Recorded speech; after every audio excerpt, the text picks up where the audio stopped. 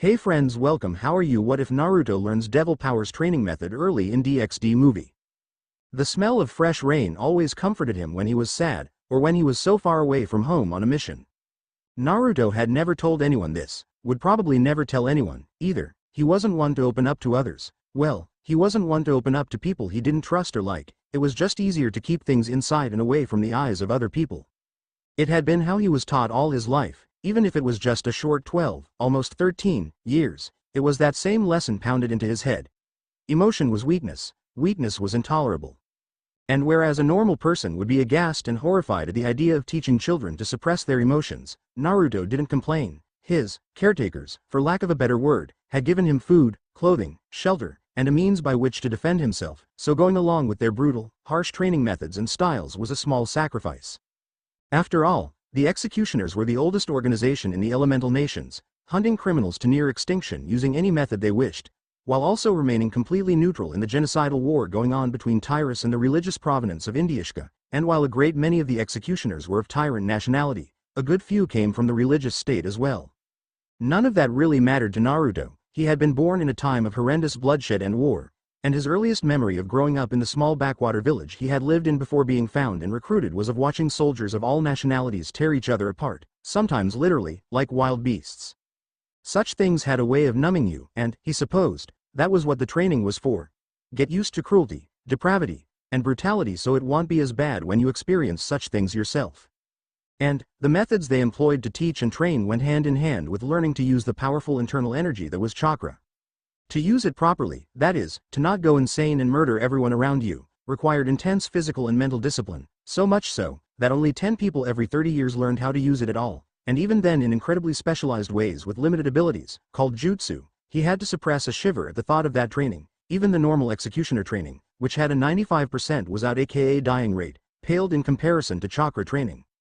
He and his 9 fellows had been hand-selected to receive the special teachings and chakra abilities of their forefathers.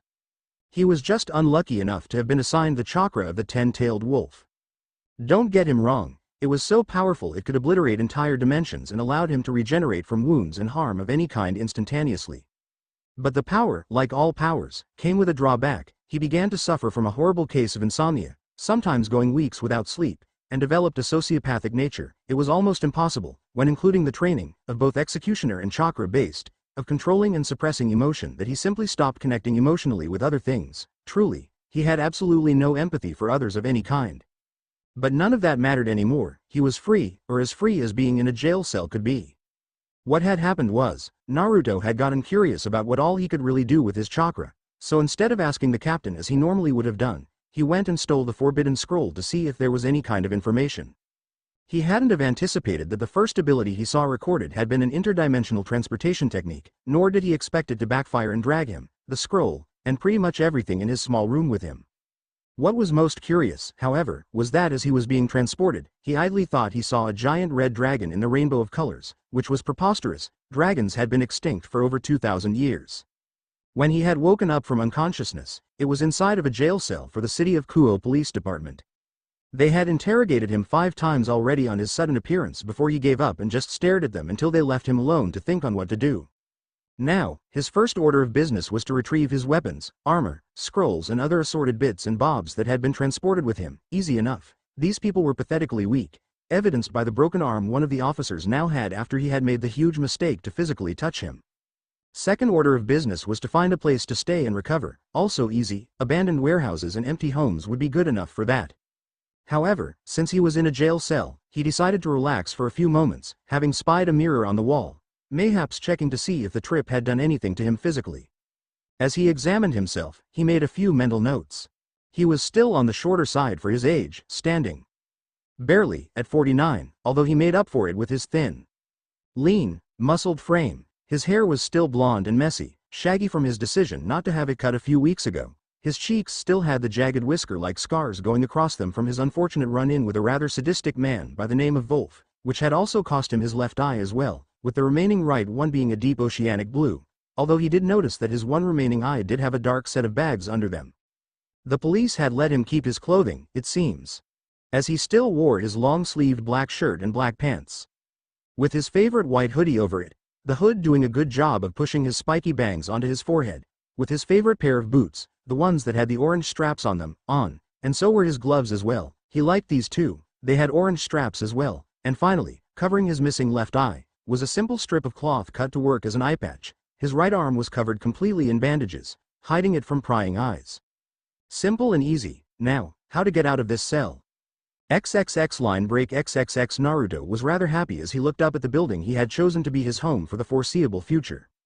Breaking out and retrieving his stuff had been amazingly easy, and, in some small part of him that he refused to acknowledge, he was actually disappointed. These were the people who were tasked with the duty of protecting the citizens of this city. Anyways, all it had really taken was to wait for the officers to fall asleep so he could pick the lock with his emergency bobby pin he always carried after the Wolf incident.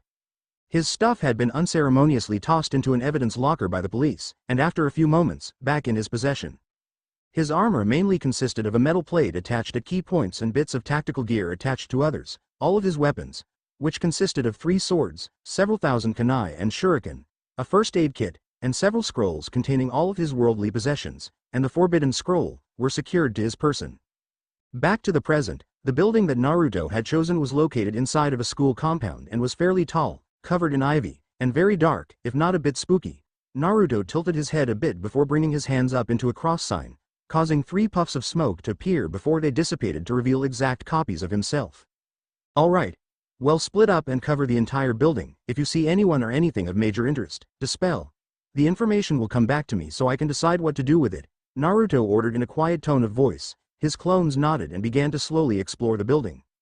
XXX line break. XXX. It didn't take them long to find the occupants of this building, all of whom were gathered in a central room. After going through a few options of introduction, the blonde decided to just do it and get it over with, like ripping off the arm of a mirelurk, swift and relatively painless. After arriving at the door that his clones had indicated, Naruto reared his leg back, and after a brief instant of channeling some chakra, kicked the door clear across the room, where it embedded itself in the wall. As he stepped over the threshold, Naruto idly took stock of the occupants. The first and most obvious were the 2 young women on the other side of the room. The first had long red hair and greenish-blue eyes, wearing a sort of school uniform, which accentuated her large breasts. The second had long dark hair tied up by an orange ribbon and purple eyes, wearing the same uniform as the red-haired girl, although her breasts were slightly bigger than the redheads. Then there was the petite white-haired girl with golden eyes staring at him with narrowed eyes that belayed her shock and fear, an emotion he was used to seeing in the eyes of others when it came to him. And finally was the handsome blonde that Naruto immediately dismissed as a threat. While he could sense a great deal of latent and dormant power inside of him, it was obvious that his fellow blonde was incapable of accessing it properly, thereby removing him from the threat list. Indeed, his senses were telling him that all of the occupants weren't exactly human, especially the white-haired girl. She reminded him somewhat of Yugito, the Jinchuriki of the 2-tailed cat, which took the form of a giant cat made of blue fire. Interesting. The redhead gave him a deadly glare that did little to affect him. He had seen scarier on the faces of both men and women who were many times more dangerous than her. Who are you? What are you? Which of the 3 faction are you from? Faction. Well, he was an executioner. What was he? As far as he knew, he was human, and it was kind of obvious who he was. He was Naruto. My name is Naruto. I have no idea what you mean by the 3 factions, and I am 83% sure that I am human. May I ask what your names are? The redhead replied hesitantly. He assumed she was the leader of the group. My name is Rias Gremory. Beside me is Akeno Hamejima, my queen. By the door is Kaneko Tujo, my rook, and Kiba Yuto, my knight. Why are you here? Naruto nodded and filed the names away. I am seeking shelter from the rain. I would be most appreciative if you allowed me to share your dwelling until it stops. The girl, Rias, gave him a look for his rather formal request before she nodded. I have half a mind to deny you, but if you tell me how you managed to make my door fly 3 inches into the wall, I'll let you stay here. And so Naruto explained, in vague details, what he was and how he used chakra, which the girl Kaneko winced at, to fight. At the end of it, Rias was quiet while looking at him in the same manner that a lot of politicians did after they saw him perform or fight, as if she were weighing his worth and value as a person. He didn't like that look. Despite his emotionally stunted nature, he still felt some kind of anger at being judged like meat. Finally she spoke. Tell me, Naruto, do you have a family? Family. He didn't really recognize what the term meant, but from what he knew it was a group of biologically related individuals who lived together. No, I do not believe I have a family. The other girl, Akeno, asked him then, what about your parents? Ah, that he was familiar with. If you are referring to my biological donors, I do not believe I have ever met them. Rias gave a short nod. secretly disturbed by the clinical answers he had been giving, while Akeno gave him a thinly veiled look of pity. And if I were to offer you a family and friends? Give you a home? Naruto blinked and looked at Rias, idly noting that the blonde boy and the small cat girl had moved to either side of the red-haired girl. I would inquire as to what you would require of me to give in order to receive shelter.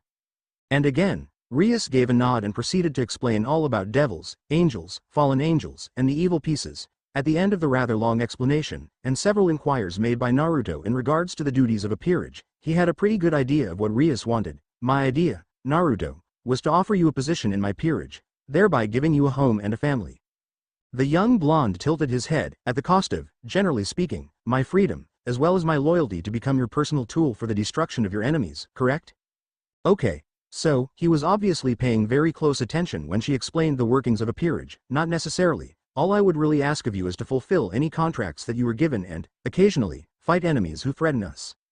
And Naruto contemplated the offer. As far as he knew, Rias had absolutely no reason to lie to him or harm him, and even if she did, he was confident enough in his own abilities that he would be capable of killing everyone in the room in less than 13.76 seconds, and as long as she didn't start ordering mass executions. Very well, I will join your peerage. What piece did you have in mind for me?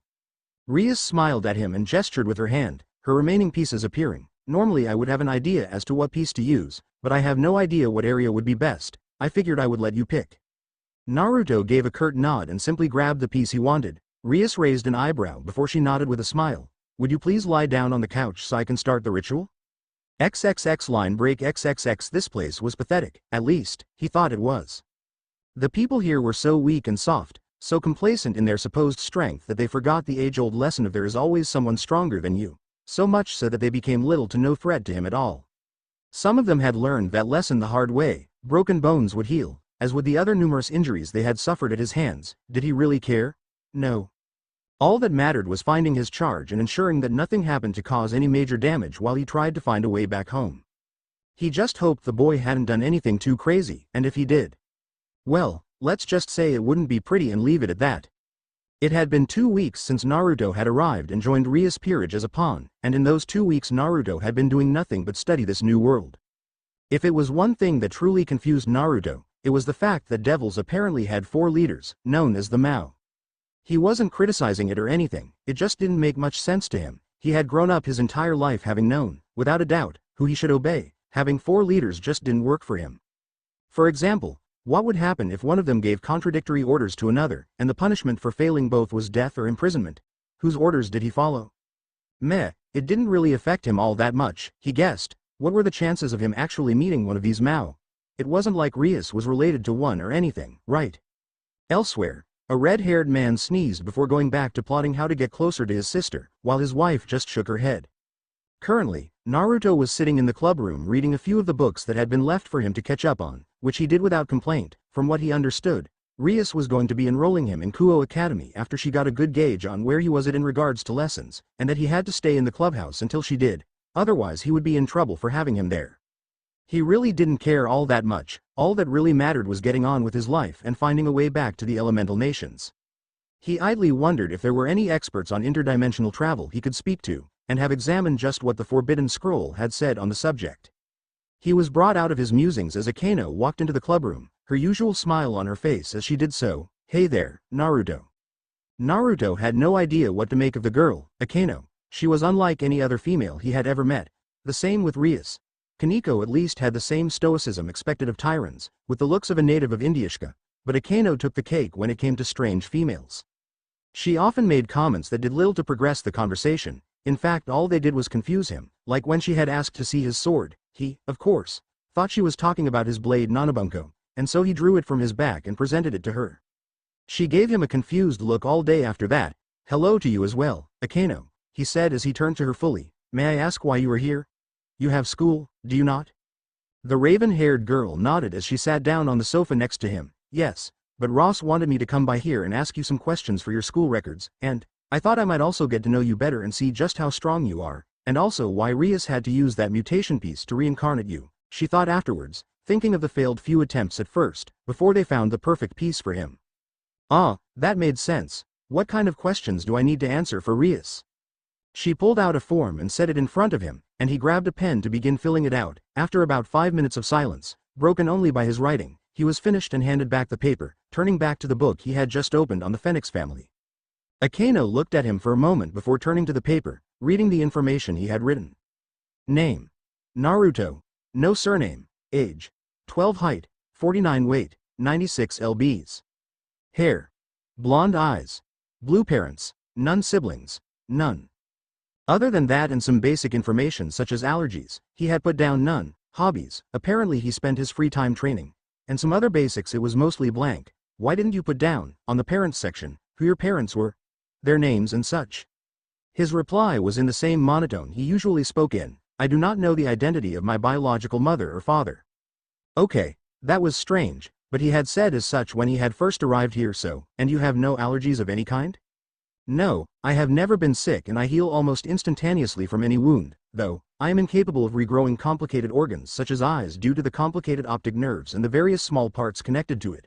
I can and have regrown limbs and body parts. It was starting to get creepy the way he continued to talk in that same monotone voice, especially about his healing. Oh, when did you need to regrow any limbs? For that matter, how do you know you can't regrow eyes and such? She definitely got a reaction that time. Naruto's hand shot up and began to rub his left eye patch while his one remaining eye narrowed to stare into space. A man named Wolf thought it imperative to test the limitations on my healing factor. His voice was like a frozen tundra then, and Akeno shivered. All right, time to back up. Well, anyways, Rias asked me to test and see how strong you are, so, how would you rank yourself in your own way? I am listed as a sulfur monosulfide class in the Executioner Bingo book, Naruto said as his frigid glare left, leaving the same blank look on his face. A sulfur monosulfide class? Akeno asked with not a small amount of disbelief. What is the ranking system in your home? Okay, this he could do. He had spent a long time memorizing everything he could about the ranking system. There are two systems. The first is the regular system used for private contractors and regular military personnel, and then there is the S-class system. Each one has different merits and operates side by side to each other. To start off in the regular system, there is E and D ranks, commonly referred to as cannon fodder. They are the weakest, most numerous ranks in the world. Then there are the C and B ranks, the people who are stronger than average, but not quite as elite as others, or officers as they're called commonly, and then the A ranks, the elite, the captains and generals of considerable strength. Then there is the S-class system. To be a recognized S-class, one has to have been recognized as an A rank officially, but exceptions can be made, such as in my case where I was automatically declared an S-class. Akeno nodded, thankful she managed to get onto a subject he seemed to be quite talkative about. What is the difference between an S-class and an A rank? How are they measured by? The measurement used by tournaments and events is that an A rank is worth 2 B rank, a B rank 2 C rank, a C rank 2 D rank, and a D rank worth 2 E rank. As for the difference between an A and an S, he paused here and thought about it, a small crinkle in his brow as he frowned in thought. An S-class is worth, from my understanding, about 1,000 A ranks. Akeno's eyebrows shot up at that. Really? Naruto nodded. Yes, really. Now, S-classes have their own ranking system based upon how many S-classes they are capable of terminating by themselves. It commonly comes down to this. SS class means that I am worth 2 S-class individuals, a triple S-class is worth 3 sulfur monosulfide class, a SSSS class is worth 4 SSS class, a SSSSS class is worth 5 SSSS class, and SSSSS classes are worth 6 SSSSS class. Anyone above the SSSSS class is an abnormal and with an undefined level of strength, thereby keeping them from receiving a rank. We will get to them later. As it were, there are rarely, if ever, anyone capable of claiming a spot as a quintuple S-class, let alone a sextuple S-class, who are called the Four Monsters. At this current moment of time, there are only 10 quadruple S-class people, 3 SSS class, 10 sulfur monosulfide class, and about 50 or 60 S-class alive. The abnormals, however, are recognized as the absolute epitome of strength and power, comparable to gods in mortal flesh. He winced alongside her at the mention of gods. They are beyond recognition in a normal sense of rankings and systems. They only come around rarely, if ever, in entire lifetimes, and even then they are called Allfathers. So far, by my recollection, there have only ever been 6 people to have ever even achieved that level of strength. The first 2 were Hashirama Senju and Madara Uchiha, who were recognized as Allfathers at the same time since they were only truly powerful fighting side by side, giving them the same position at the time. Meaning that they only counted as one Allfather, both of whom founded the Executioners a little over 1,000 years ago. Maybe 1200, during the era of the warring clans. About 100 years before Tyrus was founded by August the Conqueror. The next was Hanzo the Salamander, who built the current system of recognizing strength and power. After Hanzo was a man named Nagato the Cripple, who built the single greatest library to have ever existed. After Nagato was Tartaros the Bastard, who caused the Great War to break out between Tyrus and Indiashka after an incident involving the differing ideological beliefs about religion. After Tartaros there was an absence of an Allfather for about 150 years until Nobunaga the Strange came to the spotlight, where she then proceeded to revolutionize war by introducing firearms to both sides of the conflict. Surprisingly, she lived for around 120 years, still fighting on the battlefield. She only died around the time I was 3 or 4 years of age. After she died under weird circumstances, and after her he trailed off as his face hardened, the scars almost seeming to darken as he thought about the last Allfather, Ryzen the Thunderclap, who at the time of his appointment was the Grand Totalitarian General of Tyrus. It took a few minutes to absorb the amount of information Naruto just spewed at her, as well as his apparent hatred of the man named Ryzen, and by that time Naruto had just returned to his book, apparently all talked out. Well, considering he had just spoken more than he had since his arrival, she wouldn't push him to speak more, although she did get an idea. How do you rank our peerage in strength? He didn't even look up. C rank mostly. Kiba is at least a high D low C, while Kaneko is a low to mid C. You and Rias are both mid C. Akeno blinked. That was a rather blunt assessment of them if she ever heard one. And what makes us so much weaker than we are in your eyes? How can you tell if we are without having seen us fight? Naruto's answer was almost flippant and dismissive. You do not walk like people of great strength or power. What did her way of walking have to do with anything? As far as she knew, she walked with confidence, and just how do we not walk as if we have power? How can you even tell? When powerful, or even just strong, people walk, they unknowingly exude an aura of casual arrogance. Their stance, bearing, stride, and even their expression shows that they have nothing to fear from any attack, the young blonde said as he flipped a page. All of you walk as though every step you measured and calculated just how much grace and poise to put into it. All of you are self-conscious about what you are and about that information getting out to others. Humans cannot know about devils, angels or fallen angels, Akeno said, mentioning fallen angels with a bit of bite to her voice. If they did, it would only be a matter of time before they killed us all. Naruto stopped and looked up, his face blank, at Akeno. Do you honestly believe that humans in this society will believe that a group of students were an alternative species? No, they would most likely ignore you and move on with their lives. Point to him for that, changing subjects once again to something that likely wouldn't cause her to question all of her beliefs in regards to life as a devil. Akeno asked him, now what about any abilities? Skills? Special powers aside from super strength? XXX line break XXX. He had tracked him to this school, which was fairly easy, all things considered. He had thought the boy would have more sense to cover his tracks up better. Oh well, can't change anything about that without getting him and putting him through the ringer to be better. And, with a bit of his illusionary-based genjutsu, he managed to land a job as a physical education teacher. Now all he had to do was wait for the boy to show himself, and teach these doughy kids the meaning of healthiness, and avoid the glasses-wearing girl who had given him such sharp looks, and get a sandwich. Naruto looked more curious than scared as he stood in front of the second-year class that Rias had determined he should be placed, ignoring the noise the girls, and boys, made at his appearance. The girls all had stars in their eyes as they looked at him. It was actually unnerving to him how intense they were. This was a situation he had never been faced with, and he didn't have Akeno or Rias to ask for advice in regards to it. He hid his discomfort easily and let his gaze move about the room, only to see almost every male in the room glaring at him with hate and anger in their eyes. Well now, something he was used to seeing, and knew how to deal with. There was obviously no alpha in the room to ensure that all of the males were following the rules and regulations, so asserting himself as the alpha was most likely the best option. Class, this young man will be joining us from now on. Naruto really disliked this teacher. The man was skinny and pale, with dirty yellow eyes, wearing a black suit. Something about the man just made his skin crawl, like he was in the presence of Wolf again, only this time he was in less physical danger. His name is Naruto Uzumaki. Naruto, would perhaps wish to introduce yourself? Just simple things, such as likes, dislikes, hobbies, and future aspirations? The young blonde had no idea why Rias had chosen Uzumaki to act as his surname, and he assumed it was some kind of joke in regards to his name. She had two of them, after all. Naruto meant maelstrom and fishcake depending on how you wrote it, and Uzumaki meant maelstrom as well, so either he was a magnificent storm, or a whirlpool of ramen toppings. My name is Naruto Uzumaki. I like ramen, Akeno, wolves, and foxes. I dislike ignorance, disorganization, and fanatics. My hobbies include reading, gardening, and learning new things. My aspirations for the future are to find a way home and to find out what the meaning of a family is, Naruto said formally as he bowed, doing what the nice student council president, Sona Shitori, said to do when she gave him instructions on introducing himself. I am in your care.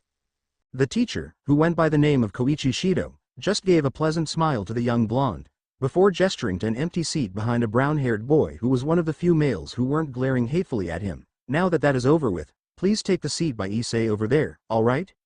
Naruto nodded and went to the seat in question, sitting and pulling his notebook out alongside his pen. No point in slacking off.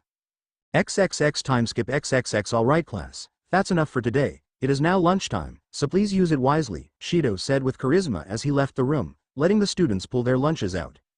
Naruto put his pen down and looked at his notebook, silently glancing over the 3 pages worth of notes he took on the biology of lizards, before nodding. Yes, he took adequate notes. Now he could eat the nice lunch that Akeno had so nicely prepared for him. Before he could even unwrap his bento from the cloth, he was suddenly accosted by several girls older than him, all talking over themselves. Ah, look at him, he's adorable. Are those real whiskers? The eye patch gives him a look of danger. Kya, Naruto, please be my baby brother.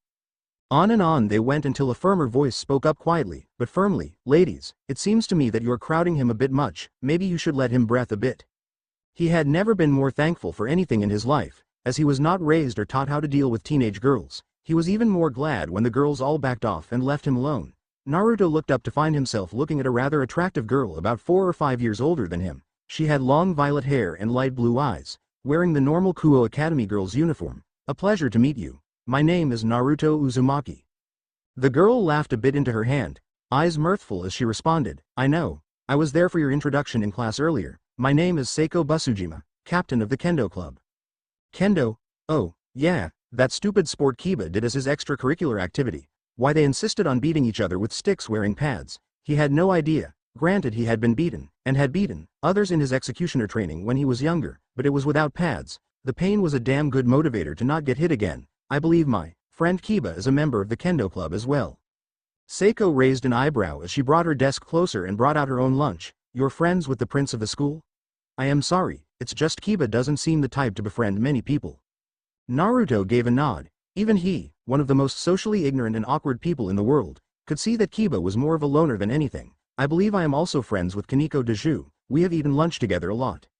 When Naruto and Kaneko had first actually gotten to talk and meet, the white-haired girl had flat out asked if he used chakra. His answer of not by choice had initially confused her, before she shrugged it off and asked him what his favorite candy was. She had been genuinely shocked when he had replied that he had never had candy or sweets before. She rectified that and converted him to a lover of chocolate pocky. Seiko just raised her eyebrow again at that. She was sure that when this kid had walked in he was going to be interesting, and from what little she had gathered from just the few sentences he had spoken, she knew he was perhaps the most interesting in the room. Also friends with the school's mascot? Well, if I knew you were this interesting, I would have saved you earlier. Naruto made to respond, but was stopped as an annoyingly loud voice entered the room, making the young blonde's eye twitch a bit. He hadn't gotten any sleep for the past 2 weeks, so his nerves were frayed horrifically. It was part of the reason he had been so short and strange during his conversation with Akeno, and he was reminded of this when that voice sounded throughout the room. Oi, where's this kid I've been hearing about being in this class? The guy looked like the stereotypical punk kid with dyed blonde hair, wearing the school's male uniform, only he wore slippers. Strangely enough, he was accompanied by people that Naruto knew were what Rias had described as the scum of the school. The leader of this group of scum scowled at them all and asked angrily again, Hey, I asked where the kid was. So someone better tell me right fucking now. He punctuated this statement by knocking a glasses-wearing, rather chubby, guy's lunch to the ground. Naruto narrowed his one eye at this punk. If it was one thing his trainers had failed to truly suppress in him, it was his desire to stop people from hurting other people for no reason. Hey, come on Sonoda, it's cool man. Well just get him later. One of the now named Sonoda's underlings tried to reason, only to receive a fist to the face. Shut up, Yamada. Sonoda said angrily, I want this punk in front of me in the next 30 seconds, and if he isn't, well, let's just say his little girlfriend, Kaneko, might suffer for it. At that, something inside Naruto switched, and his eyes hardened to a point beyond diamond, before he quietly stood up, grabbed his nice bento made nicely by Akeno, just for him, and walked to the chubby boy, attracting the attention of everyone in the room from his movement. Stopping in front of the boy, Naruto extended his hand that held the bento out to him, and in as nice a voice as Naruto was probably capable of, which still came out as a flowing river of monotone ice, Here, you can have mine since yours fell on the floor. The boy just looked at him in shock as Sonoda walked up to the much smaller blonde and smirked arrogantly. Hey, you little shit. I heard all about you today. How you were supposedly some kind of prodigy and got to skip a couple grades. Think that makes you the shit, huh? Makes you better than us? Huh? Would I gotta say to that, punk? Naruto just looked at him for a moment, then he replied in the same monotone as always. I do not think I am above you just because I got to skip a few grades. I have worked very hard to get where I am. It wasn't necessarily a lie, either. He had worked hard to become who he was today, and failure was not an option in the executioners. But apparently, something that he had said managed to get to Sonoda, as he angrily snorted and glared hatefully at the blonde. Yeah, I think you do think you're better than us. Well, maybe if you got on your knees and bowed, we might be inclined to forgive you. Bo? Naruto had to actually fight to keep a scowl off his face. This worthless piece of shit expected him to bow? He would never, ever, ever bow to anyone. It was like his mentor had said once, the only person you ever bow to is death, and even then Naruto would probably abstain from bowing. He was going to make damn sure that this sentiment was translated to this worthless pile of shit. His voice got colder as he subtly began to pump some of his 10 tails chakra into the air, making the shadows seem bigger, before he made direct eye contact with Sonoda. And then the older teen saw his death in that cold orb. His instincts kicked in and all of a sudden he threw a punch at the younger boy, bringing a startled gasp from the group around them. It was all for naught, as Naruto caught the fist and crushed the fingers, hand, wrist, and lower forearm easily. And then the door opened, revealing the visage of Shido, a sick grin on his face as he took in the sight of Naruto squeezing Sonoda's hand past the breaking point. His eyes gleamed malevolently at Naruto while his mouth curled upwards even more. Well now, what seems to be the problem here, gentlemen? XXX line break XXX Sona Shidori, or rather Citri, was curious about the newest member of the teaching staff at Kuo, which, given her capacity as the student council president, made a good deal of sense. However, given what she could sense of the man with her inherent devil powers, who had been hired not even a few weeks ago, well, she had a cause to be concerned.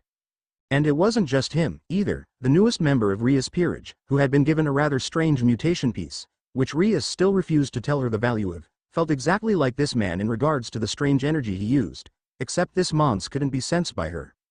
Really, it was like every time she tried, all she got was a blank space in the area he was, while knowing he was filled with it. Not only was it disconcerting to feel that, but it also made the man very dangerous. If he could suppress almost all of that power and still exude an instinctual feeling of danger, then just how powerful was he? So now, here she was, watching from the rooftop as the man started his next class of the day.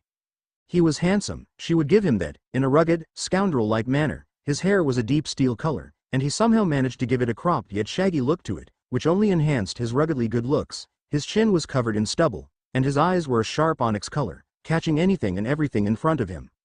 He was wearing a normal set of clothing for this class, just a tracksuit really, colored black and garishly pink for some reason. From what she had gotten by asking the people who had taken his class, he made it very apparent that garish colors were his favorite for some reason. From those same people she also got a bit of information on him. He claimed his name to be Washidaru Akaheda, and that he used to teach gym to students in Tokyo. He was never married, was 28 years old, and was a self-proclaimed pervert, having been raised by his godfather to be as such, a man named Jiraiya Gamasenen. All of this checked out officially from what she had dug up, all of his papers and official documents checked out, but something about the man had her on edge. When she brought it up to Rias, the redhead shared her concerns but had more pressing matters to attend to, such as trying to make sure that her newest peerage member didn't do anything ridiculously violent, as his actions when they met showed he was capable of. Sona sighed before she turned and left. She wouldn't get anything from stalking Wash-sensei, as he liked to be called. Little did she know that she was being followed by his onyx eyes as he gave instructions for the next game. It had been about 3 hours since he had crushed Sonoda's hand, which he didn't regret, and also 3 hours since he almost got kicked out of school by Shido, which would have happened had Seiko, the chubby boy who was apparently named Koda, and the brown-haired boy Issei all standing up for him.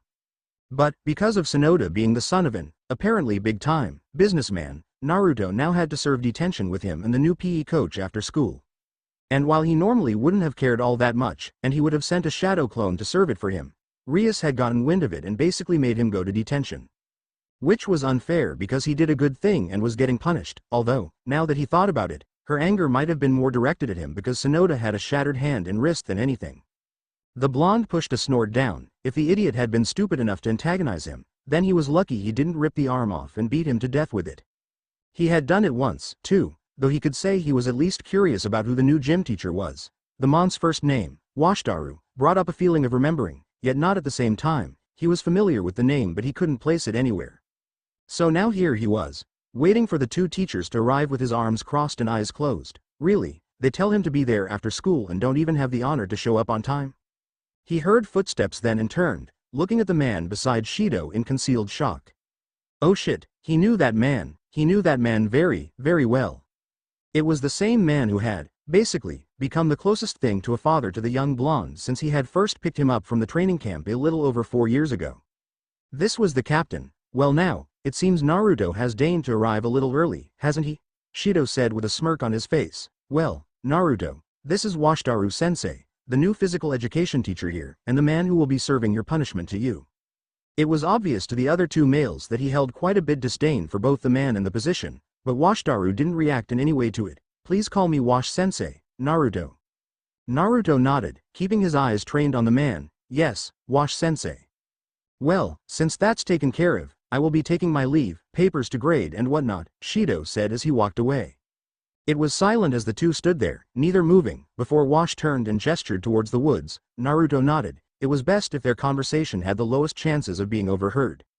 They departed and after a 5-minute walk they stopped and turned to each other, Wash's amicable attitude immediately frosting over and becoming cold. His voice was soft, yet freezing all the same when he spoke. You've done a very bad thing, Naruto. I did not mean to do anything wrong. Naruto stopped when he saw Wash looking at him the same way with his icy stare. Naruto, the man began, do you want to know what you did to cause me to be here? Naruto nodded meekly. Damn it, yes, sir. Wash began to pace, hands clasped behind his back as he did, while Naruto instinctively fell into parade rest. Not only did you steal the forbidden scroll, you used it for the selfish desire of power, only to wind up activating a interdimensional transportation seal. Not once during his small speech did the Mont's voice raise or lower, it remained the same even tone that showed just how angry he was. Captain, I. A raised hand stopped him and he fell quiet. Oh yes, the captain was very, very angry. Now, we are stuck in an alternate dimension filled with all manner of different beings. Give me one good reason why I should gut you right now and let you bleed to death, boy. Okay, yes, he needed to avoid that as much as possible, not for him, no, but because Rias would definitely find out and try to retaliate. He says try, because the captain may not have been as powerful as Naruto was, but he sure as shit was way more experienced and skilled when it came to fighting. If Rias sent anyone after the captain, then they would not be coming back, but he didn't have an excuse. I have no reason, Captain, I will accept any punishment you give. Wash sighed tiredly as he rubbed his eyes. He was way too old for this shit. Naruto, I have no intention of punishing you. He saw the shock and gave a short bark of amusement. The only reason I am here is because Lord Ryzen is furious that you left. As the Allfather, he is the de facto leader of the executioners, and you being a member who left without a trace makes you a danger. What were your original orders, Captain? Naruto asked, silently relieved he wasn't going to be punished. Wash gave a grunt as he answered. The orders were to find you, kill you, retrieve the 10 Tails chakra, and come back, but since I have no intention of doing that, well, things get tricky. How so? Because you and I are now loose ends, and Ryzen hates those. Be on the lookout in the future for any kind of suspicious activity in the area. Naruto opened his mouth, not related to devils and the supernatural, and he then closed it. Very well, Captain, now go home and do whatever you do at night, although, Wash trailed off in thought as he gave a hum. How far into your training are you? Destruction still hurts me badly, at least physically. I can use my other abilities proficiently enough, though. Naruto replied, that was a bit of a kick to the KN ads for him. Destruction was one of his strongest abilities. It was literally a wave of energy that destroyed the bonds between molecules and turned it to ash. The only downside to it was that the longer he held and used it, the more damage his body endured. The last time he used it for more than 15 seconds it had caused most of his internal organs to rupture and bruise, laying him up for a good week. Wash narrowed his eyes at that. Just proficiently? A gulp and nod was what he got. The captain was a scary man. Well, it seems like we have something to do then. We will train like we always have, only this time to master to perfection all of your abilities, including the destruction. The captain gave a fanged grin at that, and, you can tell this devil girl that she and her friends can join us, too. After all, I think they would be very interested in knowing just what kind of training we do. Naruto silently hoped that Rias would forgive him for the hell he had unknowingly let loose on the peerage. He had spent years training with the man and he knew just how much of a perfectionist and how high his standards were when it came to training. He winced as he felt the phantom pains of past training sessions he had had with the man. It was a standard practice of the executioners to send the ones who managed to make it through the, not so affectionately called, Camp Darwin to older and more experienced executioners to learn from them and get real-world experience. Yes, Captain, I will tell them. Now, and then the captain shifted and set his gaze on the blonde. Since we're out here anyways, why don't we see just how rusty you've gotten with a simple game of tag? This time, Naruto whimpered out loud, disconnected from emotions he may be, but he still understood the meaning of pain, especially when Wash spoke again, and guess what? I am it. XXX line break XXX. Kaneko frowned as she smelled Naruto walk back into the clubroom, covered in dirt and grime and smelling like he had just ran straight through a literal shitstorm. She frowned even more when she picked up the scent dried blood on him. Turning from her spot, the hidden Nekomata blinked as she saw his torn uniform and dirt and stick-covered form. Damn, whatever detention he had with Wash Sensei must have been horrible for him to look like that. Rias frowned as she looked at Naruto. She had to concur with Kaneko, though, whatever Wash Sensei did to Naruto during his detention managed to make him look like he fought a tree and lost badly, and to make matters worse, Naruto was tight-lipped about it, aggravating her further until she just sighed, fine, I won't push it, but, please, take off those shirt and pants and please wash them. She should have been more exact when she gave that order, in hindsight, because right then and there Naruto began to strip. Before she could stop him, Naruto had his upper clothing off and his pants at his ankles, and by that time, Rias was too shocked by what she saw to even get angry. She had known Naruto was healthy and strong physically, but damn, it was like his body had been sculpted out of marble. She wasn't even entirely sure that a 12-year-old was capable of having that compact and defined muscles. His abs looked like she could grate cheese off of them. And while it was shocking to see all of those scars, what shocked her and her other peerage members were the sheer amount of scars all over his body, big and small, some located over vital organs and some not. He had all kinds of scars. Some of the more notable ones were located on his chest and back, although she did notice some around the joints of his fingers and toes. Some of the more notable ones included a jagged X-shaped scar that had one bar go from his right shoulder to his left, and the other bar went from his left shoulder to his right hip. Right next to his heart was a jagged fist-sized hole that, from the look of it, went directly through to the other side. At his stomach was a thin, perfectly round scar that circled all the way around his waist, as if he had been cut in half at one point. Naruto, who obviously didn't mind being in his orange boxers, just sat down and grabbed some of the tea and snacks Akano had made prior to his arrival in the club. What? He hadn't eaten all day, and while he had gone more than once for an extended period of time without food, now that he didn't have to he ate as often as was deemed appropriate. Rias just sighed and looked at her youngest peerage member sadly as he munched on a cookie. She had known from their conversations that he had lived in a very horrible place, but she didn't know that it was this bad. Now she just wanted to hug him and make sure he knew he was safe. Naruto, where did you get all of those scars? How did you get them? Naruto just thought and replied, most of them from training, although a good number of them I got after I met Wolf. Rias gave a shiver at the barely suppressed hatred in his voice for this Wolf person. Whoever that was must have done something incredibly horrific to him for Naruto to truly hate him. Well, do you know where this Wolf person is? Maybe we can find him and... No, Naruto said with a surprising amount of authority. Wolf dropped off the map after some disturbing things came to light in regards to his personal life and actions during his service as an apprentice for Orochimaru, a scientist under the employ of the Tyrant military, and even if you did find him, Rias, Wolf is, while not as powerful or even the most powerful, a credible and tangible danger to anyone who is his opponent without powerful backup. The Gremory heiress nodded at that, filing it away for later. You're speaking from experience. Naruto nodded his head as he looked out the window at the blue sky, all the while rubbing his bandaged arm. Wolf is a bad man, as bad as they come. He'll do anything to achieve his goals. And what are his goals, exactly? His eyes had become disturbing and empty when he looked back at her, and when he spoke it was so soft and empty Rias began to worry for his mental health, and not for the first time. His goal is to know everything in the world. That was weird. He wants to know everything in the world? Yes, Wolf is a prideful man, very, very prideful. He absolutely hates not being the best at anything, and to ensure he is the best at everything, he wants to know everything. Naruto answered with a shrug. All he really is a man who feels inferior to others for some reason. He's a dime a dozen, but he managed to get power to back his pursuit of superiority up. What makes him so dangerous, then? The fact that, at least to him, there is no such thing as an uncrossable line. XXX line break XXX. He wasn't an entirely vain man, at least he believed so, even if others disagreed on that part, but when you're this handsome, who could blame you? Oh, how he loathed his current appearance, but, for the sake of cover, for the sake of staying alive, he would deal. Yes, he may have lost a good deal of the physical strength he had back in Tyrus, and his connections in politics and the higher-ups in the food chain had all but become worthless here, but he was safe for the time being, and that meant he could plan. He never rushed that process. Oh no, it would have been too easy and foolish to make any kind of mistakes. If he rushed, he could miss minute details. Details that held more value than others would believe and understand. A pawn was worth quite a bit at the end of the game, after all. Although, he had hit a few bumps in the road, nothing he couldn't sort out, anyways. But still, bumps were unappreciated, if expected and planned for. But a big shock had come to him when he had learned that the 10 tails was here as well, that he wasn't expecting. But he was nothing if not adaptable. He had to be, of course. The game was always and ever changing. Only fools and the ignorant stuck to rigid battle doctrine and never changed. Only fools and the ignorant discarded tools as worthless or broken after a single failure. Which was why he was furious when the 10 tails had slipped from his possession not once, but twice. And all because his subordinates didn't have the same patience he did. He had played the game for far too long to simply rush forward and hope for the best.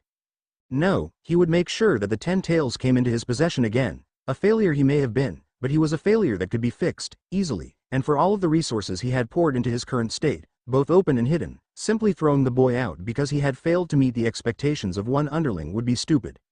He cursed under his breath slightly as he reclined slightly in his chair. That man had simply one job. Learn the power and limitations of the 10 tails. Extend a hand of friendship when he inevitably got stuck in his efforts to gather strength, and then the boy would willingly come into the fold. But no, he had to do it directly, without a single thought of subtlety, and it had nearly brought a ruin to everything. The door opened and the sound of shoes hitting the floor met his ears. They stopped in front of his desk and he turned to regard the male with a smile of familiarity. Best not to show his annoyance with him right now. You could only push people so far. "Aw, my friend, back I take it? Would you care to report?" "Of course," came the reply in the steady voice he was known for, the small hint of glee hidden well in the tone. The girl was oh so willing to work with us for the time being. Her companions, aside from the man, were a bit more hesitant of our offer, but they went along with it regardless. He waved that away. "They are of little to no importance to me. What does concern me is her apparent obsession with obtaining these sacred gears. Do you perhaps know why?" "Yes." Stroke his ego a bit by letting him flex his knowledge. Let him think he was his equal if only for a few moments. These sacred gear are like the chakra of the Jinchuriki. Each one is different and adjusts and changes in regards to the user. They were created by this world's god. He didn't even try to hide his sneer at that, to help humans combat these devils. Interesting. He would have to find one of the sacred gear wielders and dissect them for study. And which people, pray tell, does she know of who have these sacred gears? One she knows of, a girl who will be arriving in the city within 2 weeks. The other is a boy, Issei Hyodo, and she only has suspicions about him, was the answer. Issei Hyodo. He didn't see it. Oh well, alert the others, have them watch for any signs. Tell our associate that we will be observing him as well. If they decide to move, we will be there to assist if need be. A nod. And the others? I know most of them are getting fidgety about waiting. They want action. Let them wait. It will make it all the better when they actually do get what they want. Oh how it was simple to manipulate them to do what he wanted. Dismissed. Go back to their hideout and do as I've told you. He nodded again and turned, already halfway across the threshold when he was stopped. And Tenrin, please tell Wolf that if he jumps the gun, as they say, again. His voice got colder as Tenrin began to grin to an insane degree. I will personally ensure that he spends the rest of his life begging for mercy I will never show. The now named Tenrin nodded, his large frame barely passing through the door as he did. Oh how it was good to be the boss. XXX line break XXX. It wasn't often that Midlet felt that what she was about to do was wrong. Midlet was a pretty young girl around the age of 13 who wore a gothic Lolita style of clothing, which consisted of a black dress with white frills, a large black bow on the front, thigh-high white socks, black shoes, and a large black bow on her head. She had blonde hair pulled into twintails and blue eyes, with a single scraggletooth that she beat anyone who commented on it about. She wasn't normally this hesitant about doing the things that Rainier asked her to do, but since she shared these same concerns with Calawarner as well, she felt they were justified, even if Rainier was too blinded by her own pride to see just how bad these guys were. These doubts had only started when she got to meet the people that Rainier had been speaking of for quite some time. She had only ever spoken to 2 of them, the ones called Tenrin and Wolf, but it was enough for her to realize just how deep they were in associating with them. Tenrin was physically scary. He was massive, maybe a little past 7 feet in height. With a heavily muscled, yet still skinny build, he was mostly bald, with a trimmed goatee on his chin, wearing a black jumpsuit underneath red-plated armor, a massive war club hanging over his shoulder, 3 thick and heavy metal rings wrapped around a thick black pole. His beady and harsh gray eyes screamed insane happiness when he had first been challenged by one of the rogue exorcists, a man named Fried Selzen, under their employ. His smear was still over by that wall over there. As for Wolf, He was just fucking scary, even if he was physically attractive with his lean, wiry, and muscled frame, wearing a white button-up shirt under a dark blazer that contrasted his dark jeans and brown loafers well. His hair steely gray hair cropped and combed perfectly, while his blue-gray eyes held a deep and dark intelligence to them. If it hadn't have been for his cruel demeanor and complete disregard for even the barest hint of morals of any kind, she would have been smitten, not to mention his intense, all-consuming obsession with knowing everything he could. They had lost both rogue exorcists and fallen angels to his sick experiments, of which she wished she hadn't have been forced to watch. Oh yes, Midlet had her doubts and hesitations, but, as Wolf had put it oh so simply when they had arrived, cross us in any way, and you will beg your worthless, impudent god for mercy. Then? Well, let Jackal have his fun with you. What kind of people did Rainier ally them with? Was gaining power really worth allying with people who talked so casually of horrendous and cruel things? Was it really worth making an enemy of the Gregory? Of abandoning them? Yeah, working for the Gregory wasn't a good way to gain power fast, but at least they had food, and beds, and were safe. But now she had to worry she would be chosen by Wolf to act as his bedmate should he tire of Rainier. And she had seen the scars she accumulated after each bout. Maybe she should run away. Yeah, she could do it, too. Besides, she was going on a mission to observe the nearby devils, more specifically the new one named Naruto Uzumaki, and get as much information as she could out of him. It was a better mission than the one Rainier was on. At least she didn't have to seduce and go on a date with a pervert. It wouldn't be a stretch for her to disappear, right? To run away and live her life alone and in peace? XXX line break XXX Wash looked at the assembled group before him with a flat, dry stare. If this was what Naruto had spoken of when he mentioned that they were mostly C rank, he would have to disagree. They were barely able to pass as D rank, but, then again, Naruto had known them for longer than he had, so he probably had more of an idea on how good they were than he did. That would change after his spar with Naruto, though. The rules were simple, though, no just, but chakra use was allowed. Wash wouldn't go for immediately life-threatening hits and Naruto wouldn't use any of his more deadly abilities. The two faced each other, Naruto tensed and ready, Wash relaxed and calm, for Rias to start the match. Wash was calm because he knew he could beat Naruto. It wasn't that he had more raw power than Naruto, or that he was faster or stronger, but because he had way more experience in fighting than Naruto did. He had sparred and fought with some of the strongest chakra users ever. He knew the limitations they imposed both physically and mentally. You see, when a person gets access to chakra, they develop a series of small biological tubes for lack of a better term.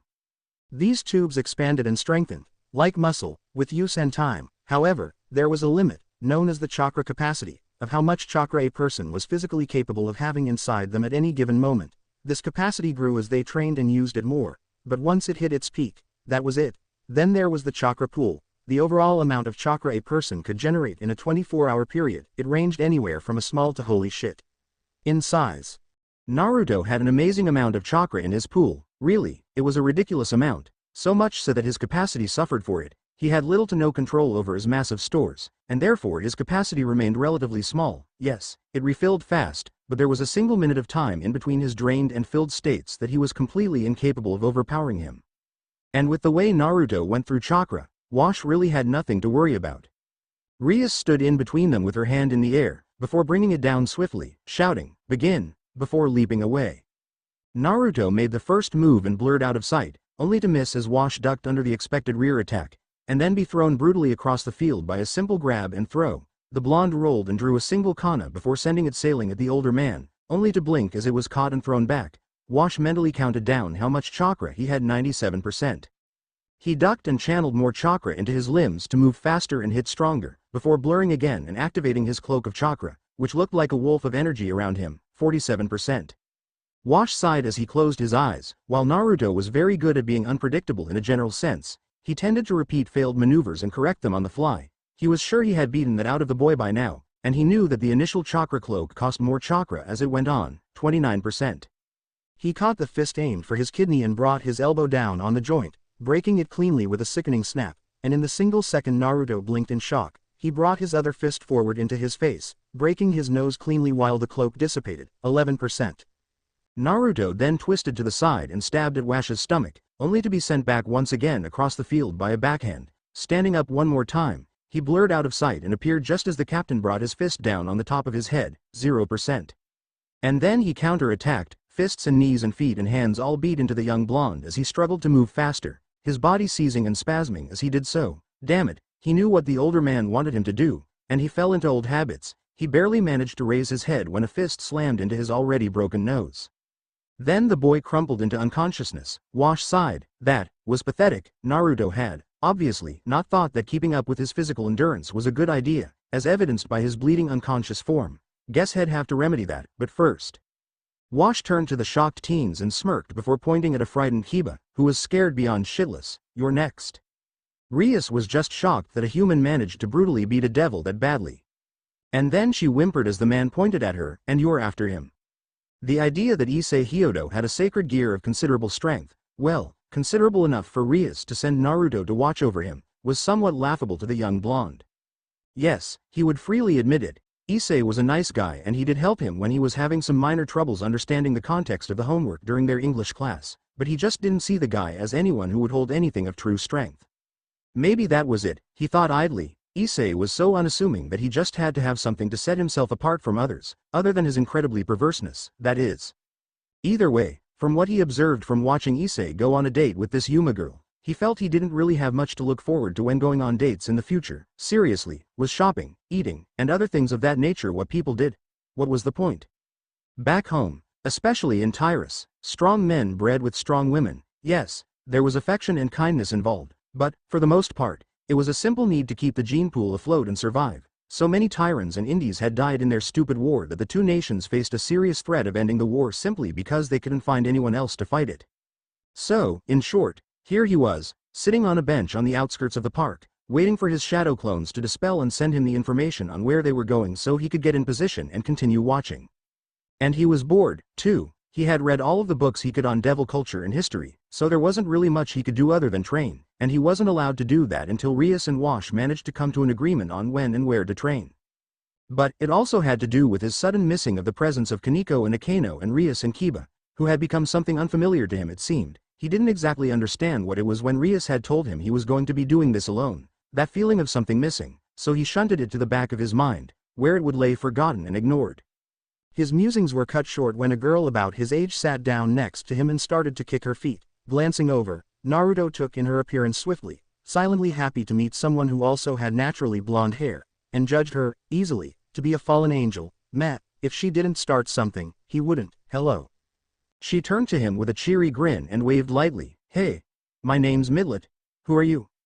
My name is Naruto. It is a pleasure to meet you, he intoned with a nod. May I ask why you have decided to sit next to me? A tilt of the head was what he got as she answered. Well, you looked all lonely over here all by your lonesome, so I figured I'd come sit with you. Oh, he looked lonely. He didn't feel lonely, but, then again, he didn't exactly know what those kinds of feelings were in the first place, or at least wasn't adept at understanding them. And how do you figure I am lonely?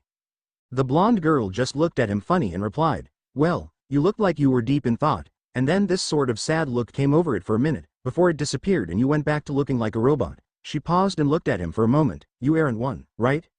It wasn't very well known, but Midley had a phobia of robots. It was something she never really told anyone. Naruto blinked at Midlet for a moment before he replied, I am not a robot. He paused. Do I look like a robot? Midlet gave a hem of thought before she replied, well, you act like one and you have the voice of one, so. That he could explain easily. I was raised this way. As far as I know, I have always spoken this way, and I have always acted this way as well. Well, who raised you? He had an answer prepared for that. Thanks to Rias, I was raised in a temple from a young age. They thought that emotions would taint our souls and prevent us from achieving enlightenment. From what Kiba had said after hearing it, apparently Rias had stolen it from something called Star Wars, a popular movie franchise Kiba apparently had a great love for watching. Midlet gave a short nod. That sounded about what she expected. Well, did they ask you if you wanted to join them, or something? That gave him pause. He had never really asked to join the executioners. They had simply been there his entire life and he just sort of did what they said. But, did he choose that, or did they choose it for him? I believe I chose it for myself. Well, what would have happened if you didn't join them? He would have been tied to a wooden pole in the yard of the camp, beaten and half dead, and made an example of to the other trainees. A clear example of what would happen if you didn't obey, and then they would have starved him to death. It would not have been good for my health to choose no as an answer. She nodded to herself before stating matter-of-factly, then you didn't choose it because you wanted it. What do you mean? She crossed her legs and looked at him for a long moment. Well, if you don't choose something because you want it, but because you have to or because someone says that it is the right choice, then are you really making the decision or are they? Freedom means choosing for yourself, and slavery means having your choices made. Was he a slave, then? Because, by what this girl, Midlet, had told him, he was a slave and had always been one. From day one of what he could clearly remember, ever since leaving that small village in Tyrus, all of his decisions had been made, from what Midlet had let him understand, for him by others. And even after the incident with the Forbidden Scroll, Rias had managed to get him under her service by making him choose between an uncertain future and a place with food, shelter, and relative safety. Even fools would know which one to choose between the two options, and not matter which angle he looked at it from. His decision was made for him by the Red Head. Even after that, most of his decisions that didn't include immediate action were made by Rias as well. How did she know he wanted to even attend school? What if he had wanted to just study what he wished and train in the clubhouse? And she even chose his own last name. What if he had wanted to be Naruto Jabberworth III? It was really frightening and eye-opening just how little he really had control over his own life. At any moment, at least before this time, Rias could have ordered him to march to his own death and he would have done it without a second thought. A strange, sick feeling made its way into Naruto's chest. It hurt and tightened around his lungs and chest as his mind raced. Would she have done it? Could she have done it? A small part of him said that Rias wouldn't have, that she genuinely cared for him as a member of her peerage, but the cold, objective, and ruthless side of him said quite the contrary, and made it loud and clear. Rias, and the others he thought with a start, could have killed him, ordered him to his death, or any number of other things and he would have done them. And suddenly, something snapped and the world froze, his vision changing and swirling, as a deep, dark, and terrifying voice sounded in his head, "Come."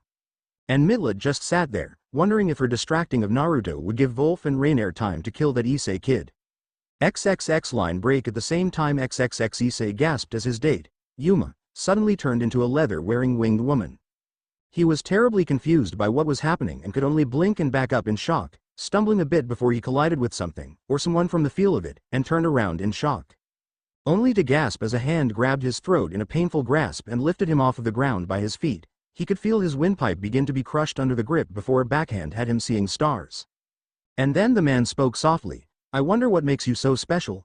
What makes you so different from everyone else that you got a sacred gear?"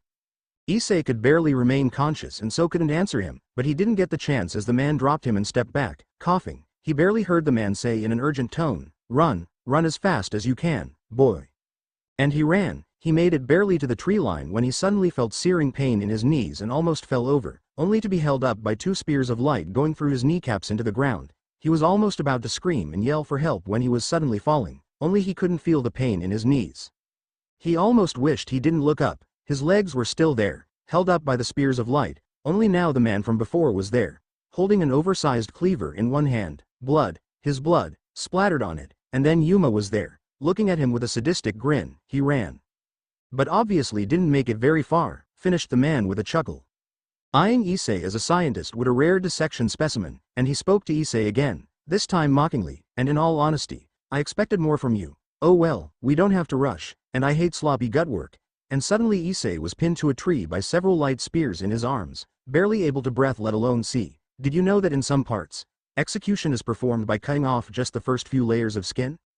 The process is difficult, and takes time to master and perform perfectly, as if you cut too deep you remove most of the nerve endings on the muscle. He demonstrated by swinging his cleaver and skinning Issei's forehead. It's called flaying. Another swing. This time his stomach lost a good portion of skin, and I consider myself a master.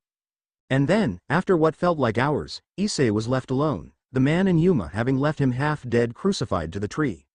A paper, the same one from the other day, fell out of his pocket and suddenly all he saw was flowing red hair.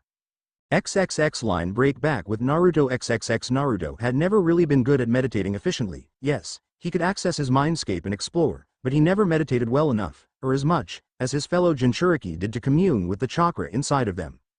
Oh yes. He had listened to Yugito and Kushina when they were telling him all about the beasts their chakra looked like. Yugito got a massive blue fire Nekomata, and Kushina got a giant bloody orange fox with 9 tails, and how they got a better grasp of it because they did so. He had never wanted to go to the innermost parts of his mind, so he was surprised when he wound up in front of a massive gate, staring at the darkness behind it. That should be right, he thought idly, there should be something there. And then the darkness moved, and he suddenly understood why the 10 tails was so much stronger than the other chakras. If size meant power, then this being was the absolute strongest. It was huge. It towered over him by several thousand meters. It was so long he could only barely see 10 massive tails waving about behind it. Massive, sharp teeth glinted as cruel, dark lips pulled back into a menacing grin as two eyes opened and focused on him immediately. The one was equally massive, the pupils comparable in size to the large vehicles he had seen the Japanese SDF drive. Tanks they were called, deep red surrounded it, and an abyss of black surrounded the iris. The other eye, however, made something inside of Naruto quiver in fear. Instead of a single orb, millions upon millions of the first eye filled the socket, each focused on him and piercing his soul an infinite time over. Massive paws, no, paws weren't that long. This monster had opposable thumbs, rested over one another as this beast lounged casually. And then it spoke in the deepest, darkest voice Naruto would probably ever hear. "Come close, child, let me get a good look at you," it purred in amusement, madness evident in its voice as Naruto stepped into the light of the cage, and suddenly he found a massive, mountain-like claw mere inches from his face, but he knew what it was. A testing strike. It was testing to see how brave he was. He. Good, very good indeed. Tell me, child, what is it that you call yourself? Naruto fought to keep any traces of fear and awe out of his voice as he answered this being. "My name is Naruto." It nodded its canine head, and only then did Naruto notice the elongated ears that pointed back behind its skull. A fitting name, Maelstrom. "Tell me, do you know why I brought you here?" A shake of the head in the negative was its answer. "I have brought you here for a single purpose, one that is important to your continued existence." "And, what is this purpose?" Naruto asked carefully. The wolf, for that is what it really was, grinned so widely Naruto worried it might tear its face apart. "Why, to ask you a few questions, of course." Question? Did this monolithic being need to know something? Such as? Why? The Ten Tails chakra asked, why do you continue to let yourself be subjugated by others, by weaker and lesser beings, by creatures whose very idea of controlling you is an affront to even me, the mighty Ten Tails? Why do you continue to show mercy to such worthless beings? Naruto blinked and thought for a few moments, not prepared to be questioned on why he did as others asked. "I do as they say because they are my superi." "No one is superior to you, child," it roared, voice filled with rage as its one and many eyes focused intently on him, the glare they gave bringing him to his knees. "You are above them.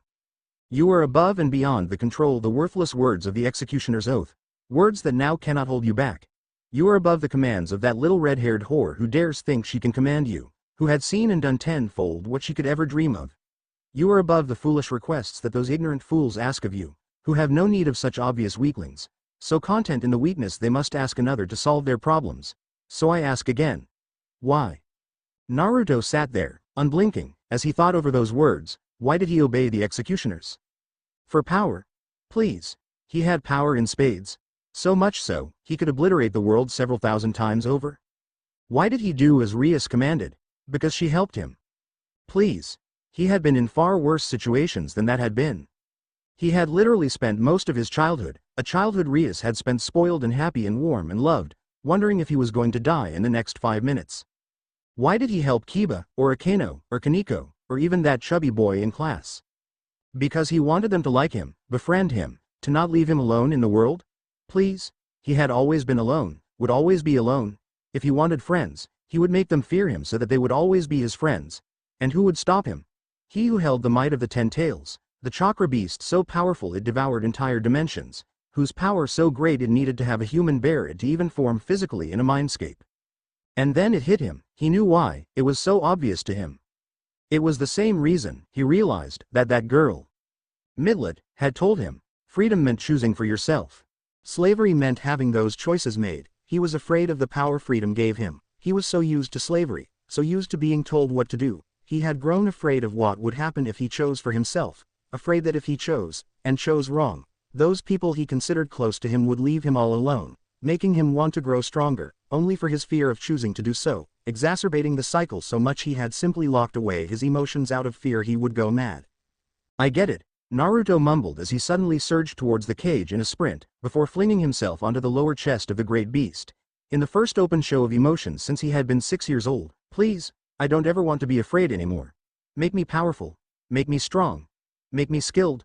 Make it so I never have to be afraid again. He felt the form getting smaller faster, shrinking and changing form before he felt 2 arms wrap around him, gently holding him to a body unlike the form of the massive wolf. A surprisingly female voice spoke softly and kindly. Then all you need to do is listen while I make everything better. Naruto just looked up and grinned widely. Yes, mama. XXX line break XXX. Rias frowned as she sat in the orc clubroom. She had been quite surprised at the state Issei had been left in. she had never known fallen angels to have been quite that sadistic, and she had immediately reincarnated him using 4 pawns, leaving her 3 after the use of her special mutation piece on Naruto, which got her thinking. She knew Naruto had been at the park, watching while Issei had been basically tortured and beaten by the fallen angels, so why hadn't he done anything? Had he decided that discretion would have been a better idea than a direct confrontation? Either way, he was in for some major trouble when he got back. She could understand if he didn't want to make himself known if there were multiple fallen angels, but he should have been powerful enough to stay safe. She had used, she begrudgingly admitted, a special mutation piece she had swiped from her brother's peerage some time ago. It was actually kind of strange, that piece. She recalled, faintly, that her brother and father had discussed it to some length, or more accurately the sheer amount of power it took to even be used on an individual. They had said it used more power from the recipient than all of the 4 Satans to even be used. Although it did come at a cost, Ajuka Beelzebub had stated that the piece made whoever had its existing mental conditions even worse and could potentially lead to others as well. She had watched Naruto after giving it to him, maybe not spending or interacting as much with him as she did the others, trying to see if it were true. She knew he suffered from severe insomnia, which became so much worse he couldn't even sleep, and that he was a sociopath incapable of connecting with others emotionally, which he seemed to do even less of. Now that she thought about it, maybe she should have a talk with Naruto and make sure that he was okay. She hadn't exactly been paying him much attention, and in hindsight it was unfair to him. She hoped he wouldn't be upset. Huh? Who was she kidding? Naruto probably didn't care, although it was hard to shake the thought that Naruto would be okay after a talk with her. Everything should be okay in the end, right? Wash sighed lightly as he stared up into the early evening sky, a cigarette hanging out of the corner of his mouth as he gazed at the myriad of colors, deep in thought.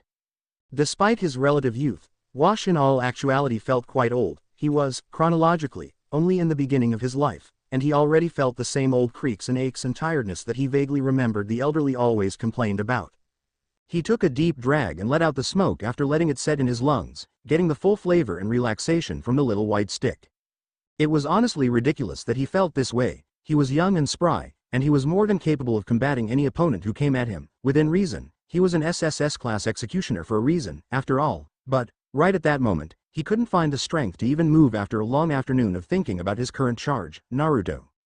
The boy was a strange case, even by the standards of the executioners, even if it was a little bit, whether anger or hatred or love or happiness, a small bit of emotion lived within them. It fueled their need to be stronger and better and faster. It was an intense love of the executioners themselves that made him push himself, despite not having access to chakra the same way Naruto did, to become the best. But Naruto didn't have any of those.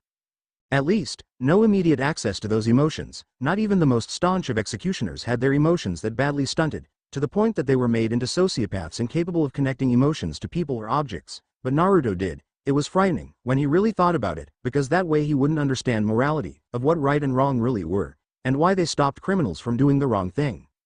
All it was a simple job to him. There was no joy or dislike he felt for it. There was no care if he were to get the wrong evidence and accuse the wrong person. It was as if he had been programmed to simply follow any order given by his apparent superior.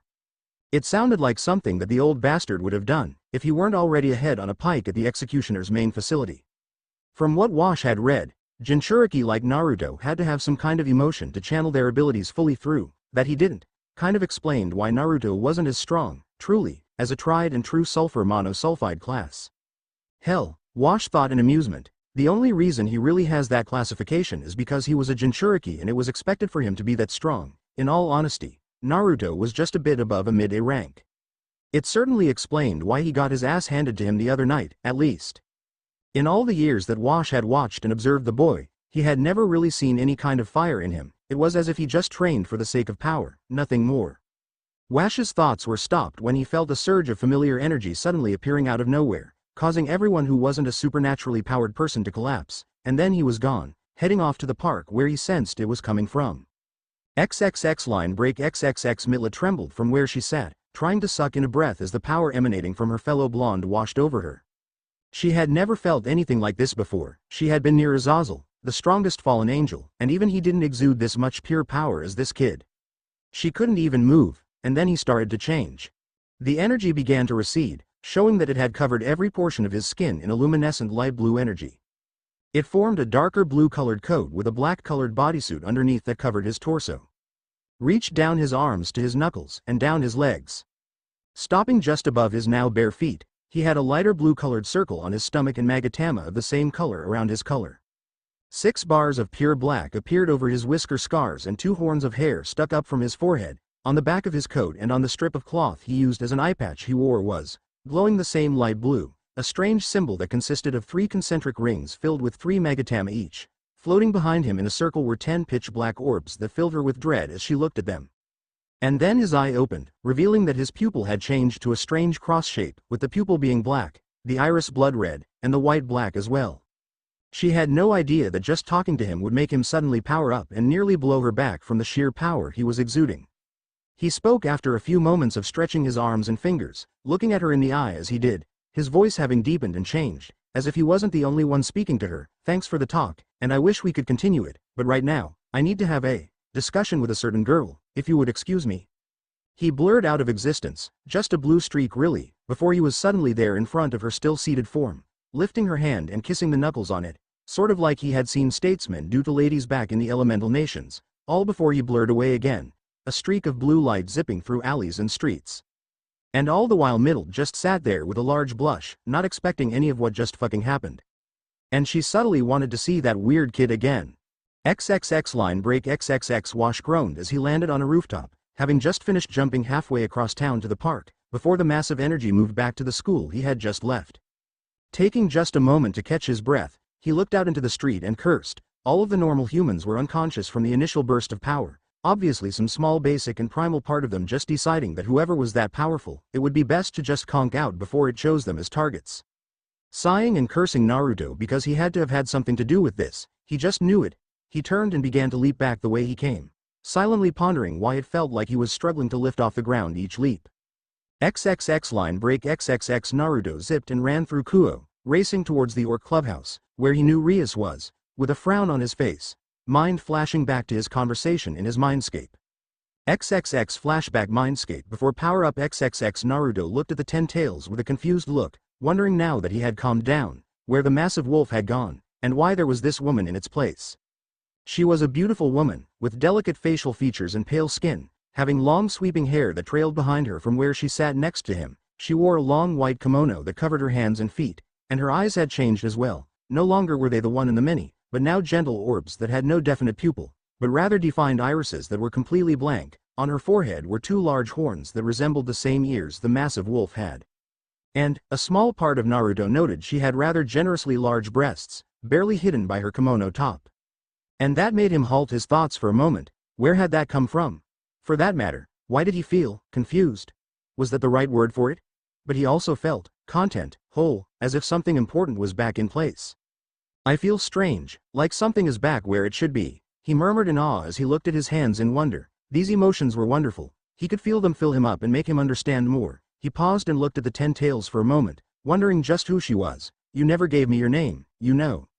She raised a delicate eyebrow, looking at him in amusement. Oh? He nodded, his blonde hair shaking as he did. Yes, Rias says that it is impolite to not introduce yourself, and that I should do it every time I meet someone. There is merit to that. Very well, you may call me Kagaya, the now named Kagaya said with a smile on her red lips. Now, tell me, what do you think of this, Rias and her peerage? Naruto frowned at that. Truth be told, he didn't know what to think. After his, actually rather short, conversation with Midlet, he had been left with his world rocked and destroyed by the revelation he was little more than a slave, and that Rias had used his, now that he thought about it, rather obvious naivete about choosing for himself to get him to join her peerage. To be honest, I don't really know. Kagaya gave a nod as she gestured at him. It is as that girl, Millet I believe, said. A man chooses, a slave obeys. If you had the choice now, would you stay with her? It was an honest question, and one that Naruto didn't exactly have an answer for. He had only just gained access to emotions he didn't even know exist, but it was a question he couldn't put off. Would he have stayed with Rias? A more sentimental part of him said yes, he would have joined if she asked. He would have joined and worked alongside them, become stronger with them. But the more cynical and jaded side said that he should that she only wanted him for his strength, and nothing more, that she didn't particularly care for him as a person. After all, she had left him to be educated by Akano while she went off and did whatever she did, didn't she? If she had truly cared, she would have explained and taught him these things herself. I think I need to speak with her, to talk with her about a lot of things, Naruto said with determination, and then, depending on what she tells me, I can give you an answer, Kagaya. She gave a nod and another smile at that. I understand, and now, I must ask, why are you afraid of the most? Naruto frowned and thought for a moment, what was he afraid of? I suppose I am afraid of becoming so powerful, no one will want to be around me. Kagaya looked at him for a moment at that. Oh, how so? I would be a constant reminder of what they're not, of how far the gap between us would be, that, because of this, I would alienate myself from them. He mused aloud. I was afraid of being a king whose people feared him and despised him. But with that power, with my power, you never have to be afraid of that again, Kagaya said as he cupped his scarred face, gently rubbing his cheek with her thumb. With my power, any who speak ill of you, any who fear you, any who ignore you, will learn what it means to make an enemy of the king. With your power, Naruto mumbled. Kagaya smiled as he kept stroking his cheek, watching as he began to see what she meant. Yes, with my power, you never have to fear again. She leant in closer, then, to see better into his eyes. Do you want it? My power? The power to claim the throne as yours? Yes, Naruto mumbled. Yes, yes, yes. Then so be it. Kagaya leaned forward even more and kissed the tip of Naruto's nose in a motherly fashion. A gentle look in her eyes as she brought the boy closer to her. I shall give back what you lost. I shall remove the barrier placed upon those feelings, and I will give you the strength to endure all things. Naruto looked at Kagaya for a moment, the blush still on his face from the kiss, and asked, You will give back my emotions? How? What will it do? You will feel everything a normal boy feels. Joy, sorrow, love, hate, fear, courage. It will be as if you had never lost them in the first place. Now, I do believe that there is a certain girl that you need answers from, correct? He nodded. Good, now go. In the time it takes for you to reach her, all of your emotions will be back. It will be a struggle to understand them, but you will grow stronger for it. Now go, and get the answers you seek. XXX flashback end XXX. He blushed at the memory of the kiss on his nose, before he shook his head and landed in front of the rustic building, still covered in what he had dubbed the Ten Tails chakra cloak. He frowned at the building, wondering if what he was doing was a good idea, before squashing the thought and moving forward. He looked around himself as he ran, idly noting that things seemed to be moving slower, much slower than normally. Food for thought after all this was said and done. He wanted answers, and if Rias didn't give him any, well, it wouldn't be pretty, he mused. XXX line break XXX. They had never felt anything this powerful before. Not even Rias, who had lived with her brother her entire life, had felt anything this enormous before. It took all of her willpower not to simply collapse under the weight of it. The others weren't faring any better. Akeno had essentially become glued to her seat and couldn't move, no matter how much she tried and strained to do so. Kiba had simply passed out, falling unconscious from the primal fear his body was feeling from the energy in the air. But, by far, Kaneko had it the worst. She had simply shut down, and was sitting on the couch, frozen, staring into space with wide hazel eyes as her fight-or-flight instincts screamed at her to run like a bitch, while her Nekomata pride, long since ignored, screamed at her to find the source of this powerful chakra and make it hers. Issei was still blissfully unconscious from his earlier run-in with Wolf and Rainier. They grew tensed, well, the ones who could, as they felt the enormous aura approaching them at a fast pace. And from the feeling of the maelstrom of power, it was pretty upset.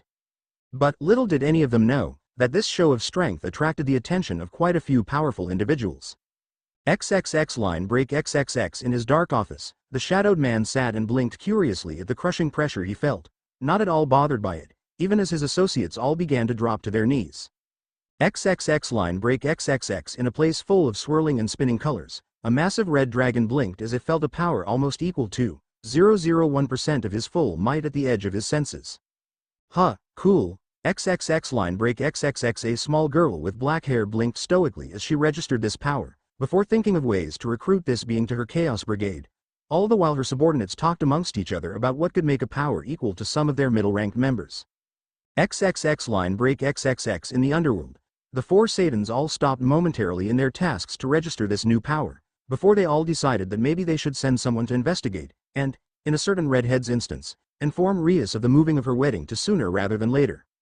Naruto was entirely prepared to become a stray devil if the coming confrontation went south. It may have been a series of rash and confusing instances that caused him to have his current mindset, but that was okay. It really was. Naruto had been hunted before, probably would in the future, and he survived. With his newfound power, he could very well obliterate anyone who came his way. He sincerely hoped it didn't come to that, though, after an entire life up until a few weeks ago expecting to die and having to live in constant fear, Naruto finally had a chance to choose between living in fear of growing strong and shedding his bonds and being strong and having this thing called family. He reined in his newfound power and opened the door, the chakra covering him, illuminating the room and casting shadows everywhere as the occupants looked to him in shock. Kaneko snapped out of her daze and fled to the other side of the room as Naruto advanced on Rias, his eyes filled with held-back rage. When he stopped right in front of Rias, who looked shocked to see him, he spoke. "I believe we need to have a conversation, Rias, one that cannot be put off any further." Rias just nodded dumbly and sat down, gesturing for Naruto to sit on the opposite couch, which he declined, instead sitting on one of the black spheres circling his back that had enlarged to allow him to sit upon it. "Very well, Naruto, but, first, may I ask what all of this is?" She was handling this situation very well, he thought wryly. "This is merely what happens when my true power becomes too much for my body to contain. It is of little concern of yours for right now." The red-haired girl just nodded and began. "So, Naruto, what is it you wished to speak about? No point in beating around the bush. Tell me, what was the reason you let me join your peerage? Why did you let me, an obvious stranger, join into your family?" "Because you needed a place to stay. Enough with that, Rias. We both know that wasn't it. Now." Naruto narrowed his cross-shaped eye at her, not even caring that he had interrupted her in the slightest. "Tell me exactly why you let me join, and don't you fucking dare bullshit me about being a good person and taking in a stray." "Ah," Naruto cursed. He said a swear word, the one person who probably didn't even know what cursing was, just did. "What was going on? Naruto, what brought this on? Why do you want to know the exact reason for me asking you to join?" Naruto stared at her for a moment before he replied. "It was recently brought to my attention that I haven't been really choosing my own path myself. Instead, it seems that people who think that they are above me choose for me. So, I will ask one more time, why did you add me to your peerage?" Rias just nodded and thought over what to say. Seeing as he wouldn't be letting it go anytime soon, she did idly wonder just who the person who told him this was, and had half a mind to ask, "Before I explain why, do you know how many devils there are left in the underworld, Naruto?" That was a left-field question if there ever was one, but he still answered her, if only to get on with the conversation. After the Great War, many devil families had been decimated or wiped entirely out. Because of this, the Satan Ajuka Beelzebub created the evil peace system to replenish the number of devils. What does that have to do with what I asked? Naruto, there were several reasons I wanted you to join my peerage. But first and foremost was because you had obvious strength and power, and I made a split-second decision. The second was because we, and by that I mean devils as a whole, need more powerful and strong members in order to ensure that those desirable traits had the chance to be passed down to new devils. Devils, especially pure-blooded ones, have a difficult time breeding. The more there are, the better chances of our race's survival. The third reason was because you, at that time, were very much disoriented and confused. Even if you didn't show it, if I had let you go, you would eventually have been found by some other group or faction, who would not have asked questions first before trying to hunt and kill you. The fourth and final reason is personal, but because I can see you need some confirmation, I'll tell you. I am currently engaged to a man named Riser Phoenix. How does who you marry affect your decision in having me join, Rias? Naruto asked, calming slightly after hearing her reasons. They were logical, and the third one had made him forgive her, if only barely. Rias took a shuddering breath as she spoke, disgust in her tone. Riser Phoenix is the single most disgusting man in the entire universe. He is a worthless deviant who only wants me because of my looks, and has made it clear he would use me to get to Akeno and Kaneko. It took everything in Naruto's power not to obliterate the room at that. Akeno was like the older sister he probably didn't have, and Kaneko was about the closest thing he had to a best friend, even if they only ate lunch together. She continued, heedless of his anger, although it did concern her. It is a stipulation my older brother added to the marriage contract that if he couldn't defeat me in a racing game, then the marriage would be called off. It was why I had thought I hit the jackpot with you in my peerage. Then the chances of me winning went up exponentially. Silence pervaded the room as Naruto absorbed what she said. She was basically telling him that the only reason she manipulated him, if ever so shortly, into joining her peerage, if I asked you to, in complete honesty, would you ever willingly abandon me, even if I was far stronger than you? Rias laughed gently at that. What was he so afraid of? That he would become so strong that she wouldn't want him? That by being more powerful she would resent him for it? It was almost laughable, but she could see it in his eyes, which seemed much warmer than before, that he was genuinely frightened by the thought of it. He was scared of being so powerful he would be all alone at the top of the food chain. Naruto, I promise you here and now, that no matter how much stronger, faster, and more powerful you become, I, and my peerage, will never, ever, abandon you. Naruto stared in silence as he looked at her face for any kind of lies or deceit, and when he didn't find any, he smiled ever so slightly and shut off his cloak. Very well then. He wasn't entirely satisfied with her answer, and his fear was still firmly there, but for now, he could deal with it and get on with life. even if putting it off only meant waiting until after he absolutely wrecked Rise or Phoenix in a rating game. And suddenly, the captain burst through the window with a majestic cry, nailing Kiba in the head with a flying kick, sending the poor young knight into the wall while Wash fell into a roll and stood in a combat pose. What the fuck is going on? XXX line break. XXX Great Red had been alive for a very, very long time. So long, in fact, he had amassed a massive amount of power, a ridiculous amount, so much so that it was beyond comprehending. So when he felt that spike of power in the world of humans, he had gotten curious.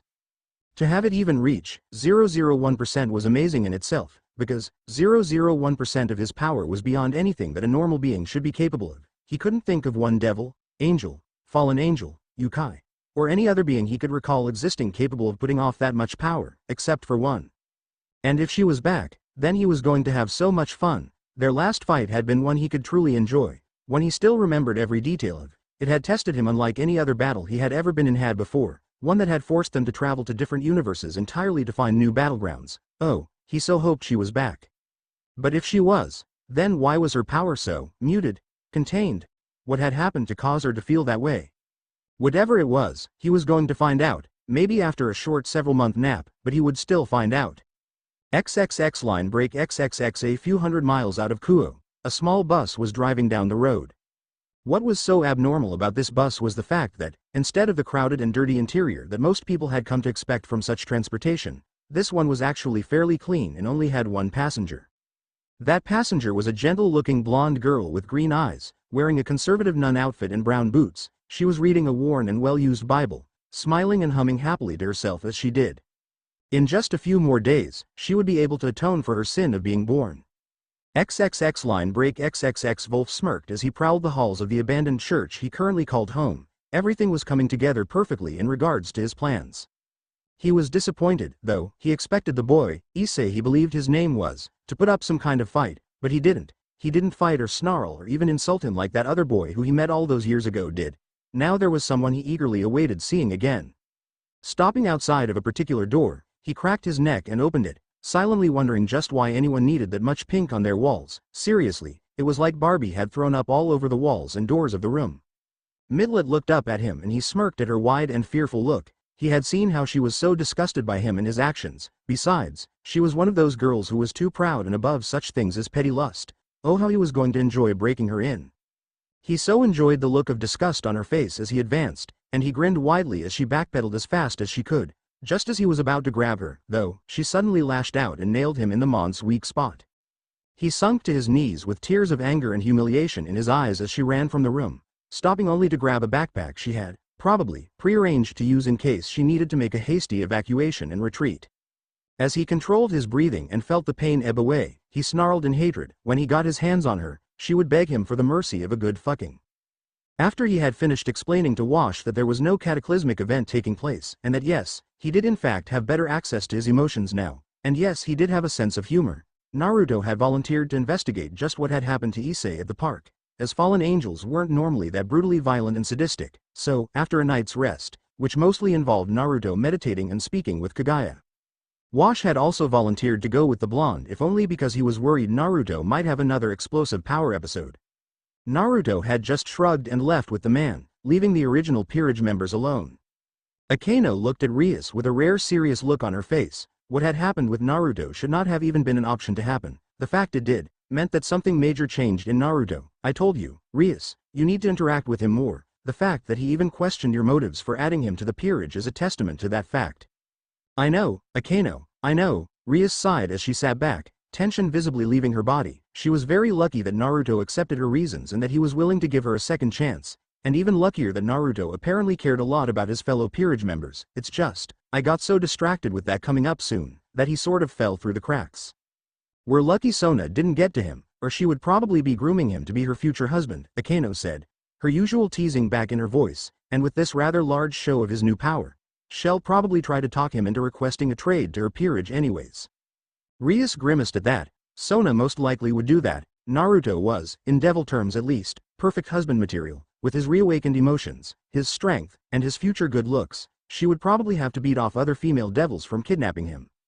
Damn it, now she had a new worry. Oh well, as soon as she could, she would have Naruto take the high-class devil examination, completely skipping the mid-class. Hey, having a Mao as a brother had its perks, you know. Issei then groaned as he began to wake up, making Rias sigh. No rest for the wicked, she supposed. XXX line break XXX.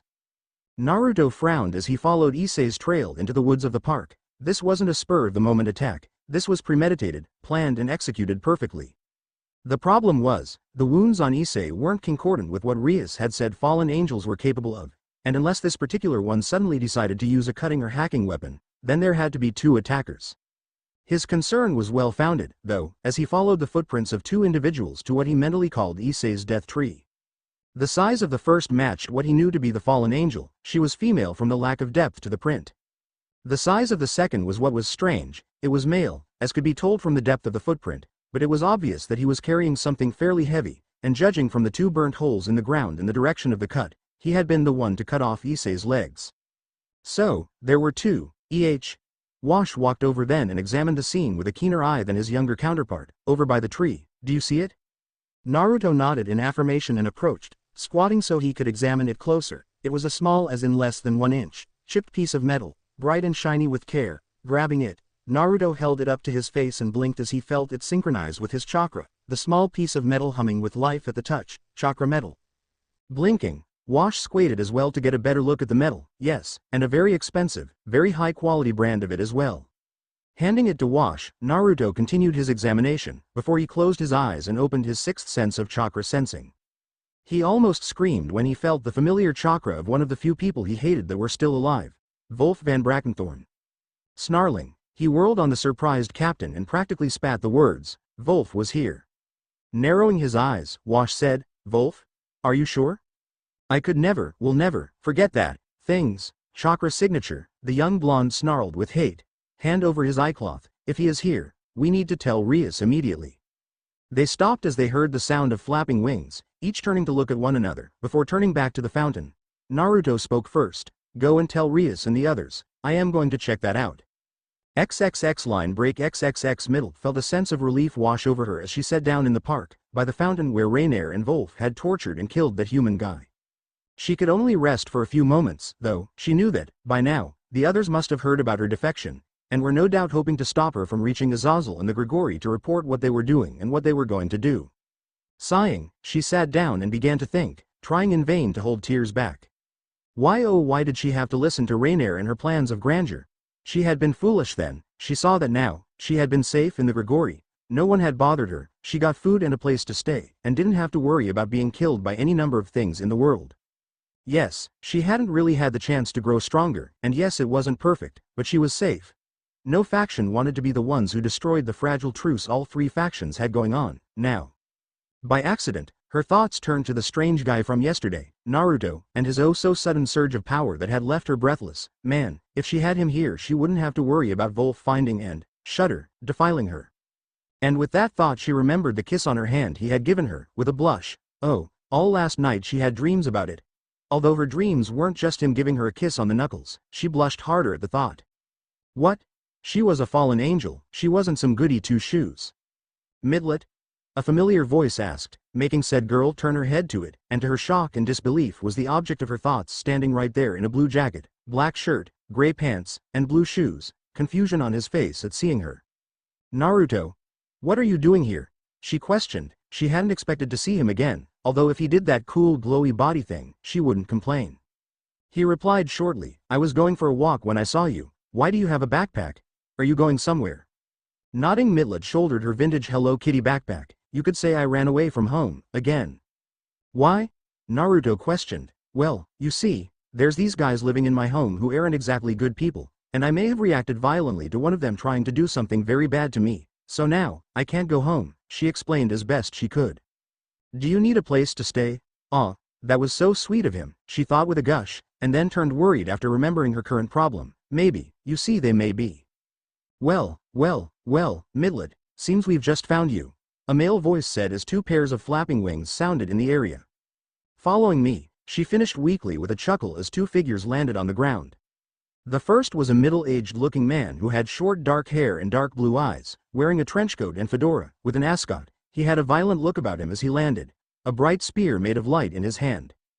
The second was a woman with long navy blue hair and brown eyes. She was wearing a trench coat-like top with a wide collar, a matching miniskirt, and black heels. She appeared hesitant and nervous as she landed, no spear in sight. Naruto looked at them for a second, suddenly feeling like he needed to comment, "Friends of yours?" "One of them is," Middle said with a look towards the woman. The man laughed as if she had just told the greatest of jokes, smirking after he subsided. "Oh, how that hurts, Midlet, I thought we were friends." "We were, and then you decided to follow Rainier and join those fucking psychopaths," the blonde girl proclaimed angrily at the man. The man just shook his head and laughed again. "You know, I was going to let you live, if only so that I can get a taste after Lord Wolf was done with you, but now I think I am going to kill you and fuck your corpse." He threw the spear in his hand fast, expecting it to impale her, ignoring the other blonde standing there. In a normal world, where Midlet hadn't managed to help Naruto jump-start his emotions, she would have been impaled and had her corpse desecrated. But in this one, Naruto appeared in front of her and caught the spear, barely even noticing her caring at the burns that appeared from touching the light. Twirling it in his hands, Naruto cracked his neck and grinned, the feeling of the unused muscles strange. Now, it's not nice to throw weapons at a girl, you know." The man snarled at Naruto, just now acknowledging his presence, "And who the hell are you?" Naruto tilted his head and thought it over for a bit. "My name doesn't matter right now, but, if you need to, you may refer to me as one of two different things. You can call me either your executioner or the Devil Kid." Middle looked at him in surprise at that. He was a devil. He didn't look like what she thought devils did, but now that she actually focused on it, she could sense some devil magic underneath that strange energy he had surrounding and in him. It still wouldn't stop her from riding him like a horse if she got the chance to, though. The man sneered at Naruto, "And you can call me Donaseek." In response, the now named Donaseek barely dodged his own spear, thrown many times faster than he had thrown it, which was aimed at his head, snapping his head towards Naruto. He watched as the normally stoic and emotionless boy gave a smirk. "I think I'll call you Prey from now on, K." Meanwhile, while Naruto and Donaseek, aka Prey, were just starting their battle, Midlet was speaking with Calawarner. "Please just leave them, don't you get it? All they're gonna do is ruin us," the blonde, pigtailed girl pleaded. Out of all the others at the church, Calawarner was the only one she could actually call a friend. The navy-haired girl looked at Midlet for a long moment. "And where would we go? Huh? Where could we, fallen angels, go?" Midlet paused and glanced at Naruto, an idea in her mind already. "Naruto offered me a place to stay earlier. Maybe he can do it for the both of us." Calawarner gave her a look and shook her head, before the two turned and watched Naruto and Donaseek fight. "Maybe." Back with Naruto's fight, said blonde was currently remembering the first lesson he had ever been taught by Wash, way back when he had just been chosen by the elder man to act as his mentor. It was a lesson that let him practically dominate the fight up to this point. How to dodge. He had taken many shots to the face when he was younger to learn this skill, and, since then, he had taken to keeping it up and refined it even more, making it better. And he had to dodge this guy a lot, especially when he started to make multiple spears of light and send them at him. Naruto retaliated, though, thanks to having been given access to Kagaya's chakra in its entire form. He could refill his chakra instantly, removing his poor control from the equation. As such, he had begun to focus chakra into his hand, and began to push it onto the tip of his index finger, his hand shaped like a gun, firing off bullets of pure chakra that either clashed with the spears or hit Donaseek in non-vital areas. As the battle raged on, he had begun to notice the pattern that the fallen angel used to attack. Before each volley of multiple spears, the man would send a larger spear at him, giving him time to build up the energy to send out the spears.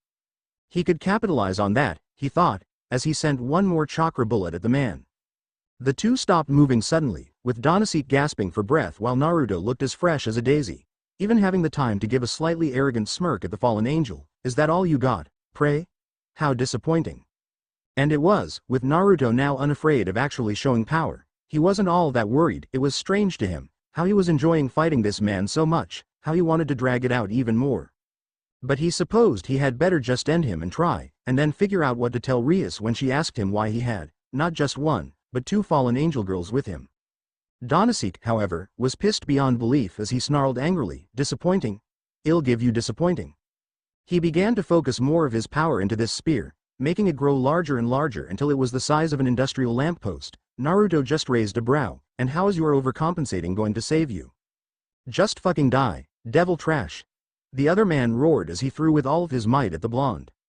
The explosion that occurred afterwards was not, in Naruto's words, an expression of the racial violence that Latin Americans face every day in their world, which got him an up head slap by Akano, Rias, Kaneko, and Midlet surprisingly, who all used the phrase "it was just an explosion" to describe it. When the dust settled, Naruto wasn't there and Donasek was grinning smugly in victory. Middle just let her eyes widen at the sudden disappearance of her fellow blonde, feeling something lurch in her chest at the sight of the crater, while Calawarner closed her eyes with a sigh. And then he was there, behind Donasek without the same smile or smirk he had on his face while fighting. Instead, he had the same emotionless eyes he had before he met Kagaya in his head. Now, that wasn't very nice. His voice distorted as his bandage-covered arm had dark shadows creeping through the cracks, covering his arm in an inky darkness that very much frightened the shocked Donasek. It isn't nice, you know, to try and kill someone with an explosion. In fact, it downright pisses me off. If Midlet had to describe that voice, it would be that it was cold, with a patient undertone that surprised her, making her shiver with something she couldn't immediately place, while Calawarner had wide eyes at the sight of his arm. Donasek saw his death then. The feeling of that arm, it was unnatural. It was as if everything that touched that hellish darkness died, that there was no hope. He just wanted to give up and die then and there. Then suddenly he ran, unminding that he had turned his back on his opponent, just caring if he managed to escape. He had to get away, to escape. Whatever that darkness was, it was bad news for him. He flapped his wings harder and harder, trying to get as much distance from that horrid darkness as possible, and suddenly, he was falling. He felt an agonizing amount of pain in his back, in his wings. As he fell, and when he hit the ground, he knew why. Whatever that darkness was, it devoured whatever it touched. Where his once glorious black wings were, was now little more than skeletal bone, which quickly began to turn to dust in the wind. What? Do you like it, pray? Naruto asked, his eye having changed to that of a dark cross on a blood-red circular field, surrounded by nothing but darkness. The look of cold, detached interest made Donasek whimper in fear, the front of his pants gaining a dark stain as he clenched his eyes shut. This is my Respira, and it is very special, the black and purple, for there was a purple tint to it. Miasma began to coagulate around his arm, covering it completely. Do you want to know why?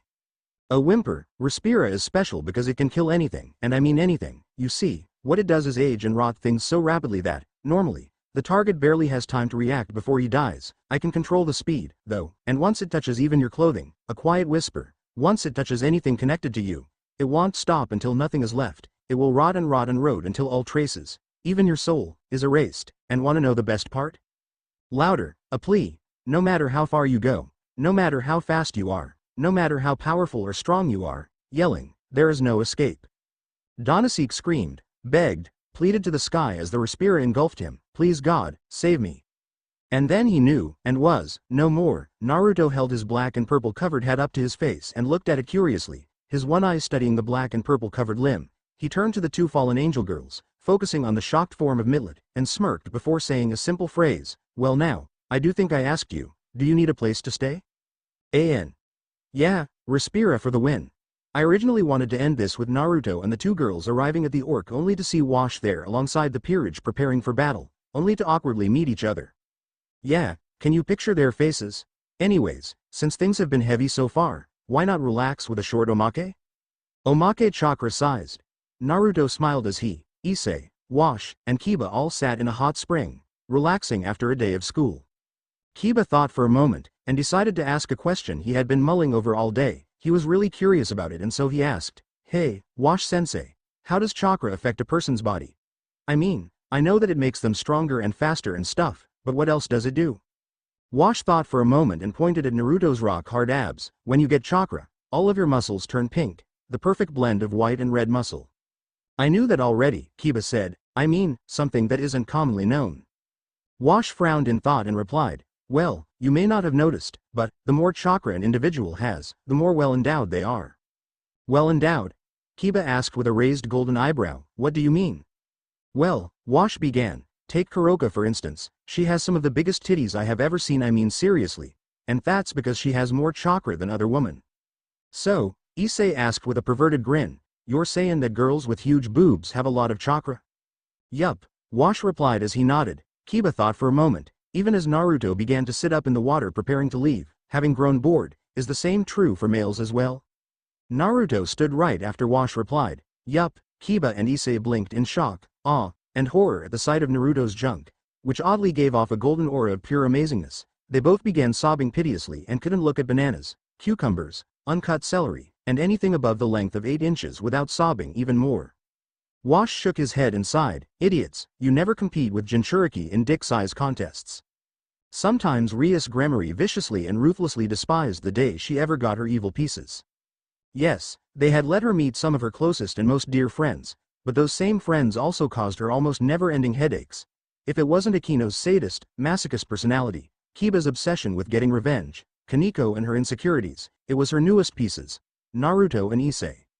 Issei was at least easier to deal with. He had taken to now being a devil far faster and easier than she had expected. Sure, he was still mostly ignorant about how their society worked, and about how he was now expected to train and become more powerful, but he at least tried to roll with it after some persuasion. Naruto, on the other hand, it seemed to her, now lived for the singular purpose of giving her the worst migraines, at least ever since he had had his bottled-up emotions forced into consciousness. Case in point. The two female fallen angels that flanked him on either side, with both occasionally looking at Naruto's bandaged right arm with something akin to fear, and Naruto having a perfect poker face on.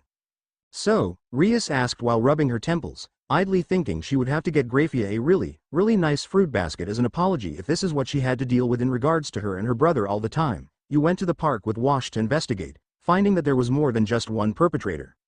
Yes, and finding that out, you heard the sound of Midlet, right? Escaping, deserting the fallen angels in the area. Sounds about right, and after a very short conversation where you offered her a place to stay. 'Cause I am apparently supposed to be a good person, you were found by two other fallen angels, one of which joined Midlet in deserting. The more the merrier, I say, while the other attempted to kill you, leading to a battler. Which I won, where you used an ability called Respira to rot and age the fallen angel away. Did you expect me to let him stab me? And then proceeded to get food and return here? Well, to be honest, getting the food wasn't necessarily part of the plan. I was hungry and Midlet and Calawarner kind of just went along with it, Naruto said with a shrug. What? He was hungry and wanted food. Fighting and using energy rapidly does that to a person. And the nonchalant and cavalier way he said all of that just served to give Rias another headache. Damn it, why couldn't Naruto have just stayed the same emotionless kid who just sat quietly and never did anything? Oh, right, he somehow managed to force all of the emotions he had pushed down to resurface in one go and was still adjusting to the new sensations, and he had still not told anyone just what had gone down in his head to allow him access to said emotions. She thought with a mental frown, she needed to get that story soon. Oh Naruto, what am I going to do with you? Rias sighed as she shook her head. Naruto quirked his lips up into a small smile. Let me do whatever I want, within reason? Shaking her head, Rias set her eyes on the two girls that had followed Naruto with a frown. She didn't necessarily hate fallen angels, but growing up as a devil had definitely made her very biased against them, and the way that the younger blonde of the two kept shooting glances and blushing slightly at Naruto made her eyes narrow even more. Now, would you two please help me understand just what is going on? Why was Issei attacked? On the other side of the room, Issei sat forward and listened intently. While it may have come as a shock to most of the people in the school, Issei wasn't a completely hopeless pervert, don't get him wrong. He still had a massive obsession with boobs, but he could control it when the need arrived. And right now he was dying to know why he was targeted. Calawarner answered Rias as honestly as she could. We don't know most of the finer details of the plan, but what we do know is that Rainier, our leader, has made some pretty powerful allies to help her collect sacred gears. The brown-haired kid has one, although I am not entirely sure which one it is, and I also know that another user is coming into the city sometime soon. I do know that whatever they have planned, it isn't going to be pretty. Rias nodded and turned to Wash, who was staring at the chip of metal in his hand intently. It disgruntled her slightly that a normal human was here and listening in on their discussion, but since he had literally beaten her peerage collective asses into the ground, she would make an exception. Wash-sensei, you said that you recognized that metal, right? What can you tell us about it? Wash looked up and blinked at all the eyes staring at him before he spoke. Oh, sorry, it's just, I didn't think I would ever see this kind of metal here. What kind of metal? Kiba asked as he looked at the small chip. It was really unassuming. The only thing that was really strange was the strange way it seemed to glow a bright silvery light. Well, Wash started as he gathered his thoughts. This type metal is just common steel, but the strange way it was forged is concurrent to only one nation. Indiashka. It can only be found made by the imperial blacksmiths in Indiashka's capital, Par Aval. Naruto frowned at that. What is an indie weapon doing here? For that matter, how do you know it was made in Indiashka? The way the metal is so naturally smooth, for one thing. The way Indies make their weapons and armor is by going into their forests and finding a decent-sized and thickened tree branch, cutting it down, whittling and smoothing it out, then forging the weapon around it. Same for their armor, only with bark. Because of this, no two weapons or armor made by an Indie are alike. Wash explained as he held up the metal to the light. You can also tell by the shine of the metal as well. During the forging process, they pour acidic Deathclaw blood over the metal to give it a more polished and refined sheen. Calawarner gave them all a flat look as she spoke louder. There was more.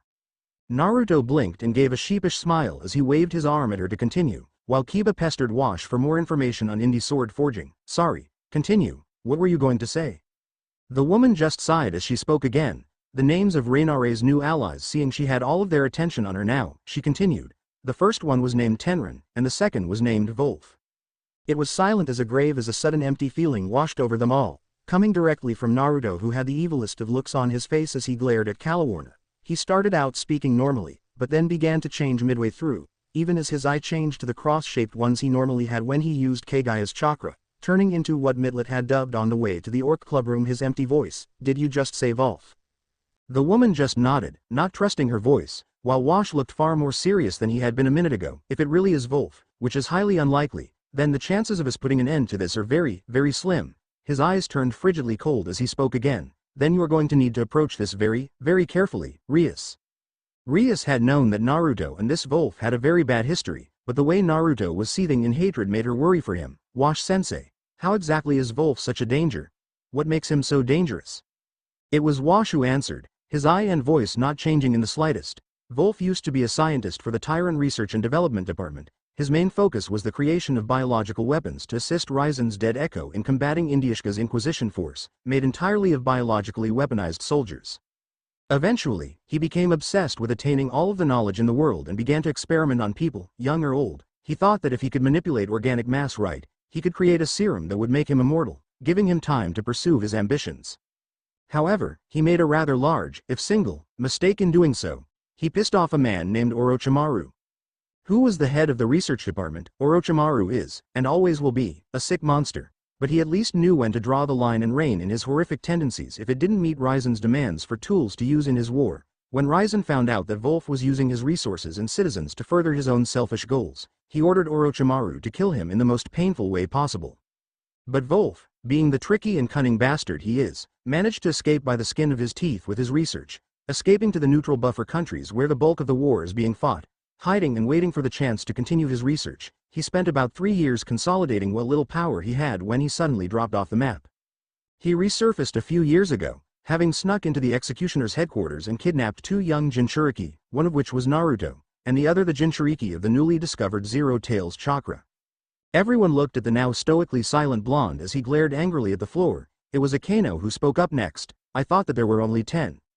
Wash laughed a bit to lighten the mood. So did we. Anyways, after spending 3 months searching, we managed to find Naruto half dead and scarred while Wolf and the other Jinchuriki were gone. Akano spared Naruto a small glance to see his face still set in the stone-cold glare of fury and hate, eyes trying to burn a hole in the floor. She hadn't known he had been through that.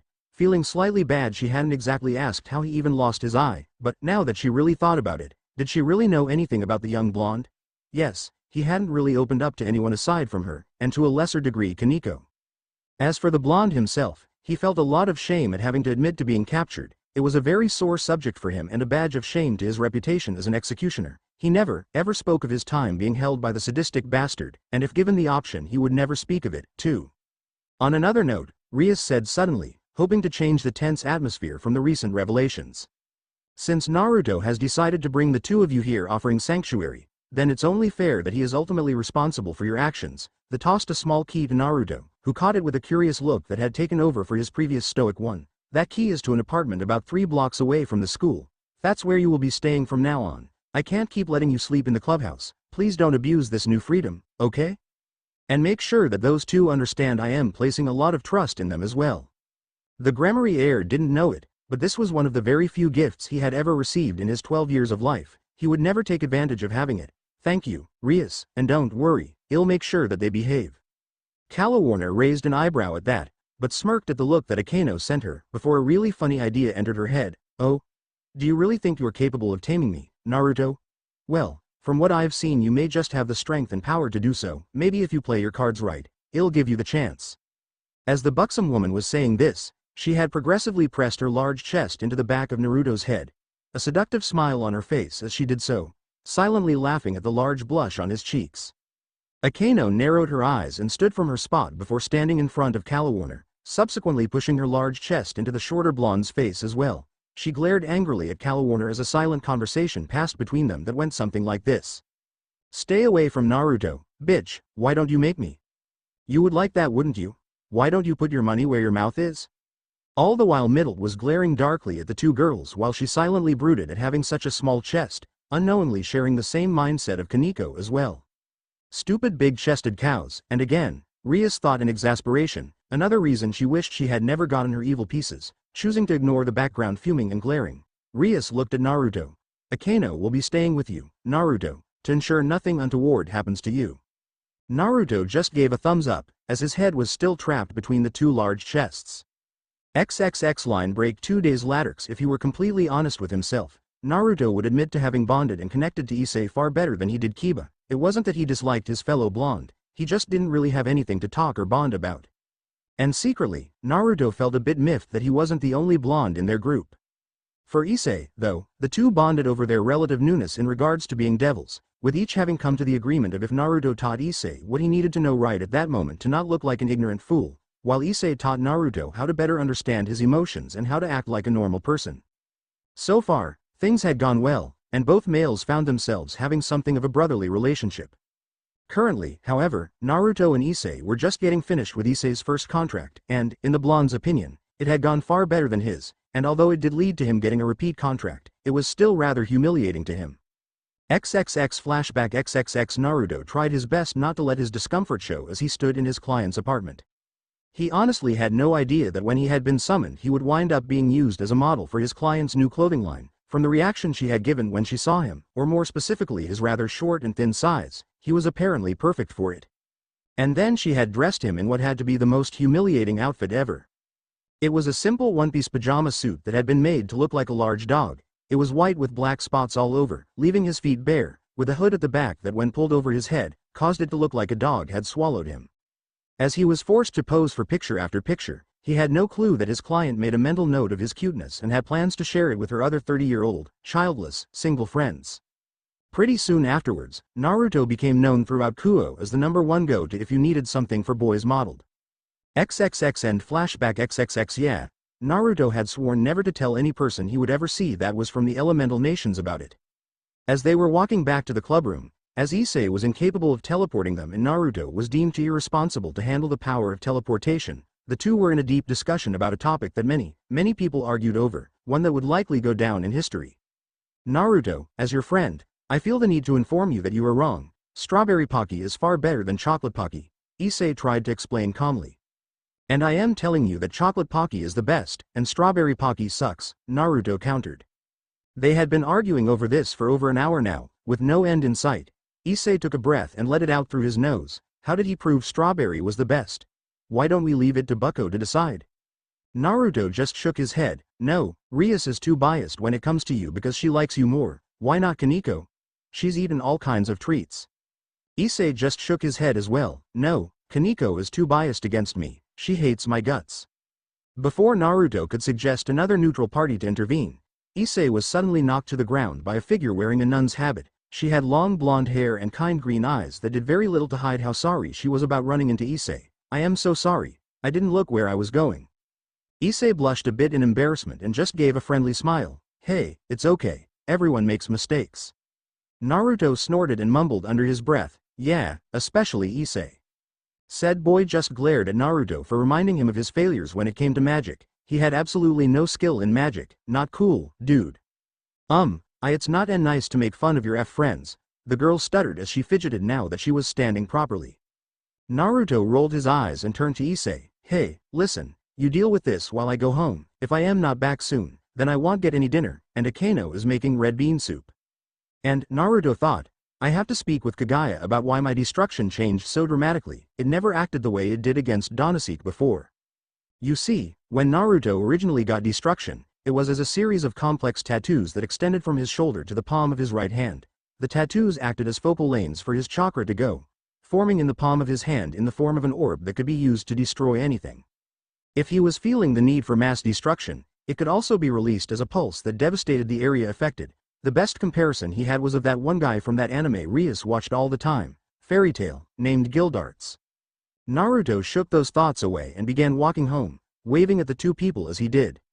Issei sighed. Even if he had access to his emotions now, Naruto was still very much unable to fully connect emotionally to people. It made it difficult for him to meet and get along with new people, and it was something he had been ordered by Rias to work with him on. Sorry about Naruto, he's just not very good with people.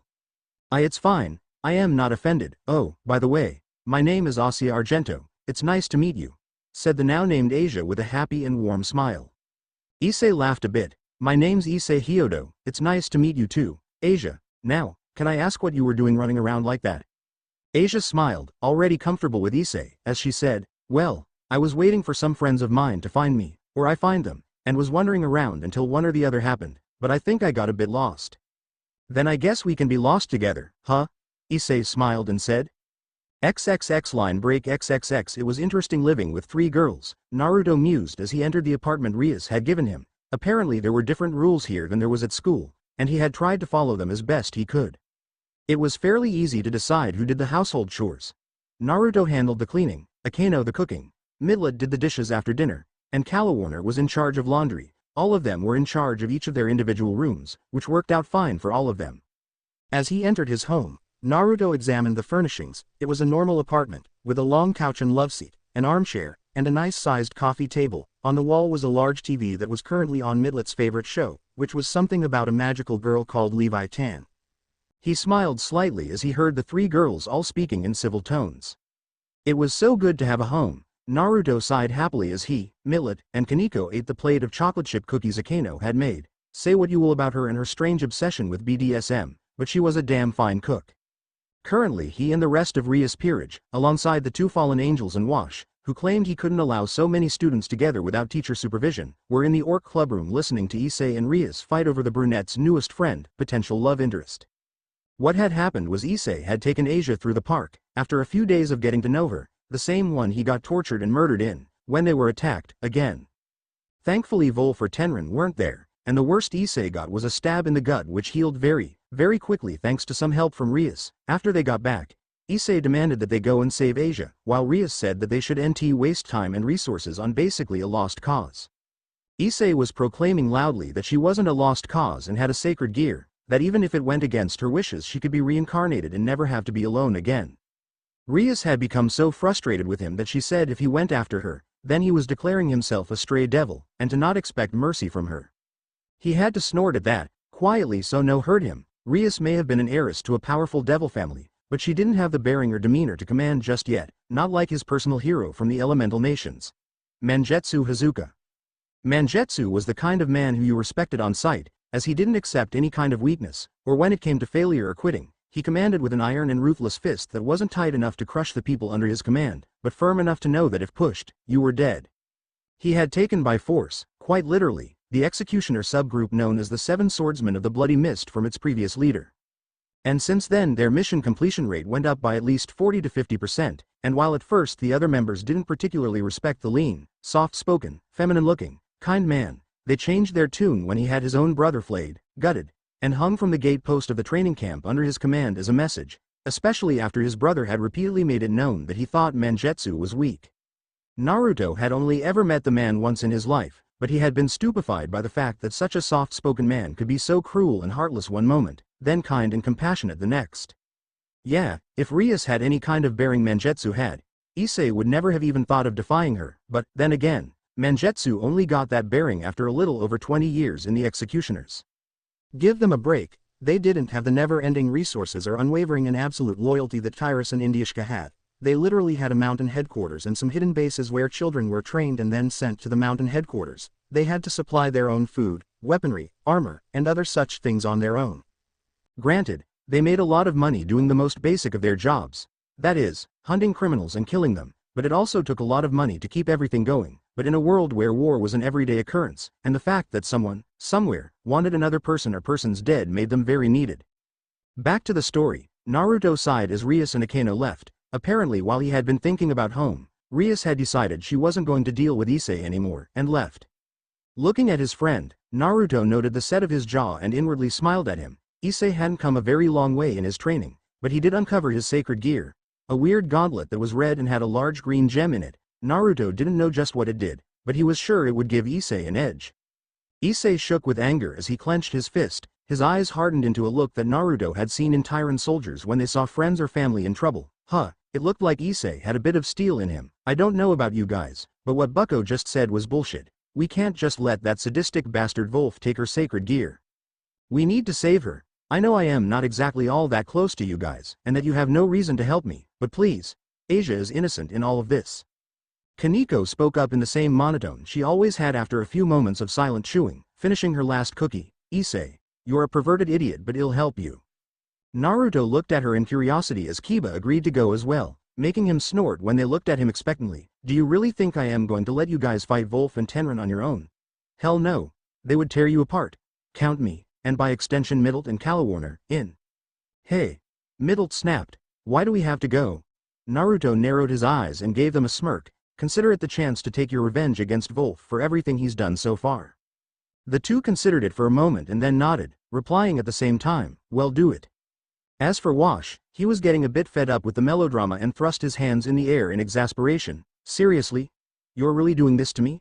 If I don't go, then I am a complete asshole. If I do go, I might have to fight both Wolf and Tenrin. How the fuck am I supposed to come out at the top on this? By coming along, useless sensei, Kaneko stated bluntly. What? She didn't like Wash. He looked way too flaky to her. Despite him being a teacher, she ignored the dry stare she received from him. She wouldn't be changing her mind anytime soon, so he could stop with the look. Damn it, Wash said as he stood, he might as well go. It would be bad karma on him if they all died and he didn't at least try to help them. Fine, I'll go. But don't think it's because I want to save this Africa girl. I could give less than half a shit about her. I am only going so that if you die, I can at least tell Ronaldo I did my best to help. Naruto shook his head at Wash. The man was terrible with names and could barely remember his name. It took him several months to even get it right half the time. XXX line break XXX Wolf grinned as he looked at the blonde girl Rainier had collected earlier that day. He had waited a long time for the chance to study a sacred gear, so finally getting a subject he could test was a bit exciting for him. He licked his lips as he watched her from the shadows. If he did good here, then his master would no doubt reward him for a job well done. If he played his cards right, he might be given the chance to usurp that little bastard as his right-hand man. But, he thought as his grin turned to a frown, his master wanted him back that night to report, leaving only Tenrin to make sure everything went off without a hitch. Normally that wouldn't be very bad, if only for the fact that Tenrin had killed or crippled beyond repair most of the people who would have acted as guards out of boredom, leaving only the large man, Rainier, and a handful of exorcists to ensure everything went off without a hitch. Oh well, Tenrin was more than capable of killing anyone who got too close. He just worried he might do something foolish, like kill the girl, before everything was done. Tenrin, he called as he walked towards him, trying not to throw up at the smell of the rotting organs his armor was covered in. How could he stand the smell? Didn't he wash his armor at all? And for that matter, why was he hitting his head against the wall? Make sure that everything goes off without a hitch. If you fail, not only will I be punished severely, but you as well. The large man studied Wolf for a moment and then snorted in disdain. Weakling, so afraid of failure. If you were a real warrior, then maybe you would realize that I have this more than handled. Now, unless you have something good to talk about, shut up and let me prepare for battle. Ah, so that was what he was doing. Turning and repressing a snarl of anger, Wolf pushed a hand through his hair with a frown. Something was telling him he should stay here and make sure that things went smoothly. It was that same something that had let him escape from Tyrus all those years ago, and it had never failed him before.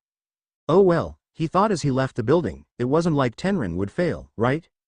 XXX line break XXX Naruto and his shadow clones all surrounded the church, eyeing it warily as they did. His sense were screaming at him that something big and dangerous was in there. He wasn't entirely keen about finding out what it was.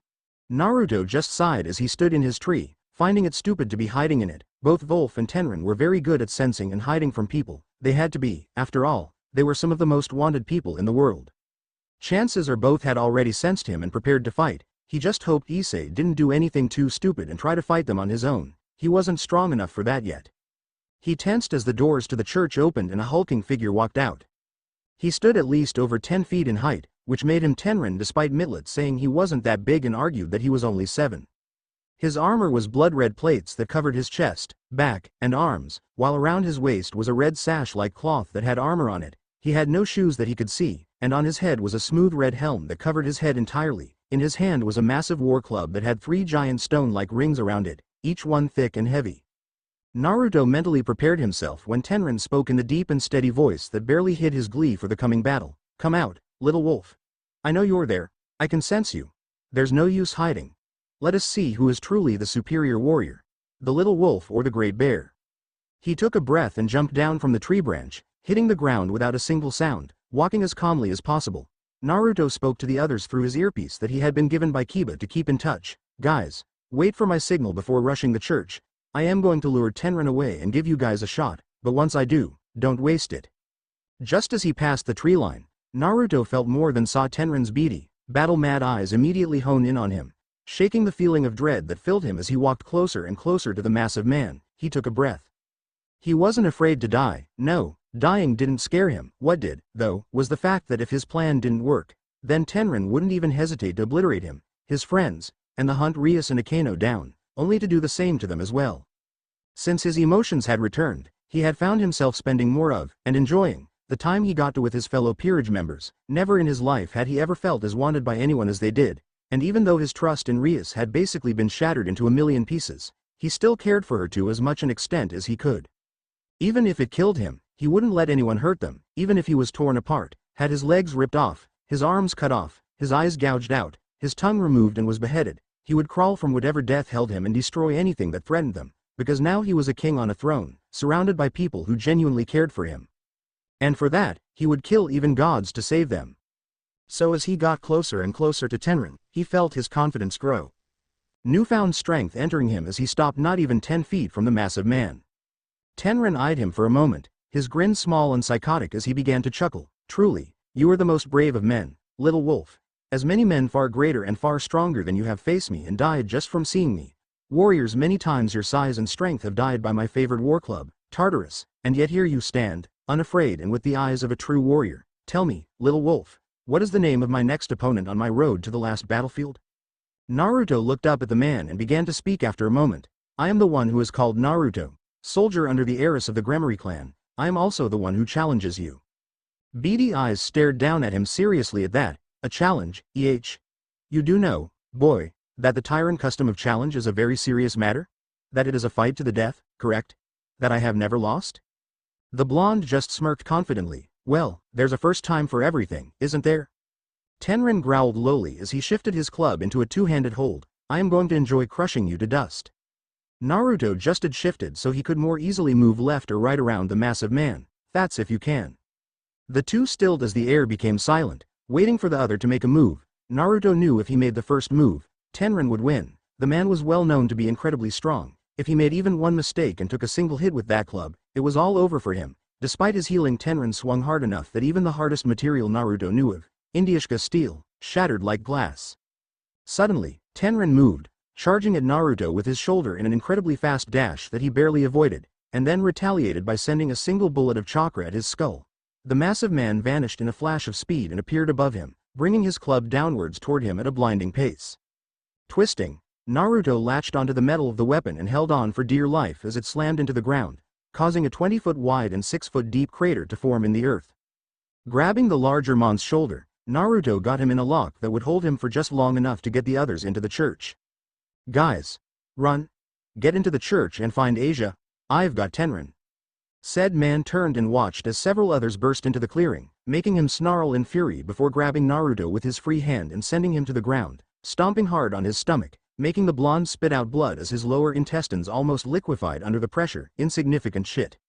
Bringing Tartarus up and then down, Tenrin was disappointed to hear the sound of it striking the ground, while Naruto managed to pry the larger man's foot off of him just in time.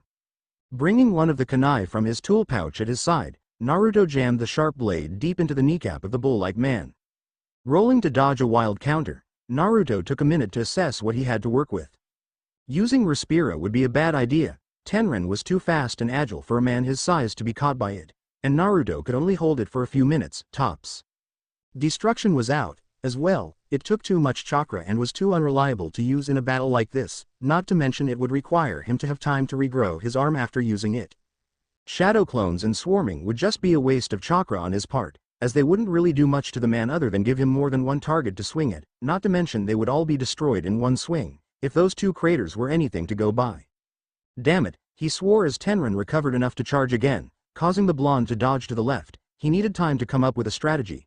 The only one he could really think of was using Kagaya's chakra, and that left him drained after each use, meaning he wouldn't be able to assist the others if he beat Tenrin with it.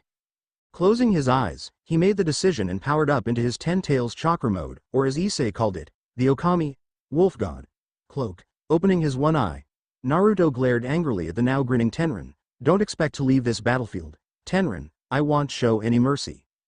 Tenrin let an even larger grin show as he dropped his club. For a moment, leaving a large dent in the ground as he did so, he began to take his armor off, each piece being thrown to the side and leaving an even bigger crater than the last, until he was bare-chested, showing the massive amount of muscle on his body. Good, good, now I won't have to hold back anymore, no more slow and steady, speed, fast, faster.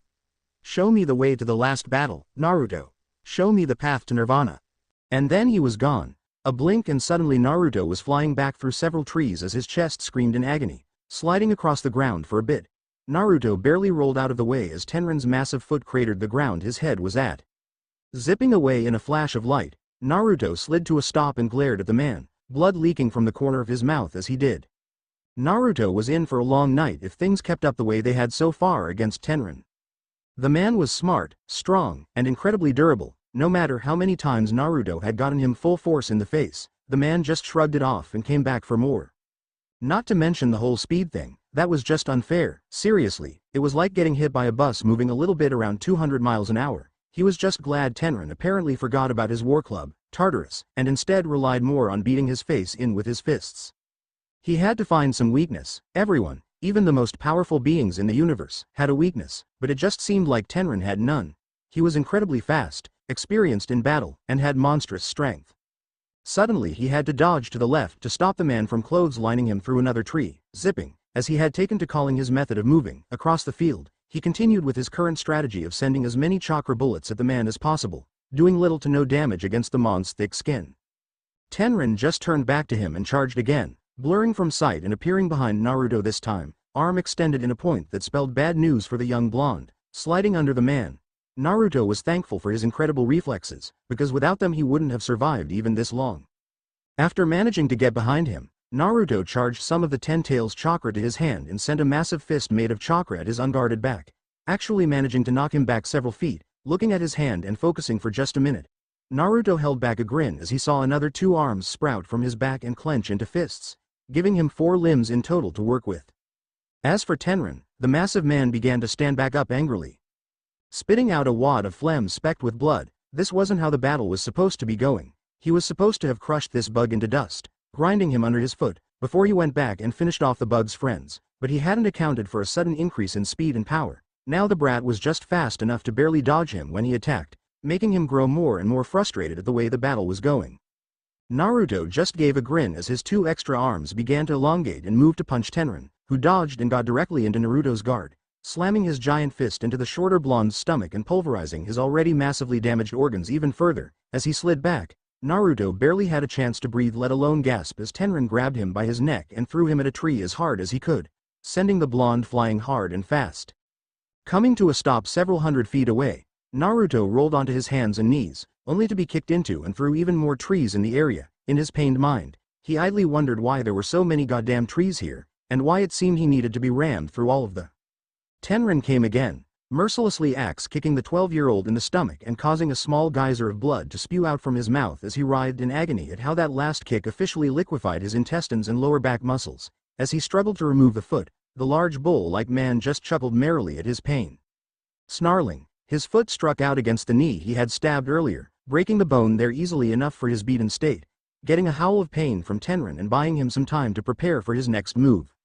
His back still aching, Naruto made several clones who immediately kicked Tenrin back, before another clone kicked him upwards, and the remaining clones began kicking him around like a soccer ball, viciously enjoying the ironic payback of having been kicked and beaten around like one. After a 3-clone heel kick to the crown of his head, Tenrin spiraled into the ground and laid there, stunned. Whatever he had expected, having the blonde pulled at one was completely unexpected. Staggering to his feet and only truly beginning to see how dangerous his opponent was, Tenrin reached for his last bit of armor, his gauntlets and greaves, before taking them off as well, leaving even bigger craters that his other armor had before. Playtime is over, little wolf. Naruto didn't even know what happened next. 1 minute he had been waiting for Tenrin to move and attack, the next he was flying across the field, pain erupting all over his face. He only realized what had happened when he was sent flying to the other side, and the back again, over and over, the pain becoming worse and worse with each kick. Finally seeing a chance to stop being used as a hacky sack, Naruto twisted and grabbed onto the massive foot of his opponent, using his chakra to stick to the limb like a monkey in a tree. More chakra arms came out of his back, 4 to be specific, before they began to land some brutal combos all over Tenrin's face, actually causing blood to start pouring out of his nose. Before he could continue, Naruto was suddenly shaken off and rolling across the ground. As he came to a stop and staggered onto his feet, the two took a moment's reprieve to breathe. Tenrin ran a hand under his crushed nose and snarled hatefully, infuriated that some brat had managed to draw blood against him. He was the ultimate warrior and some punk was managing to match him blow for blow.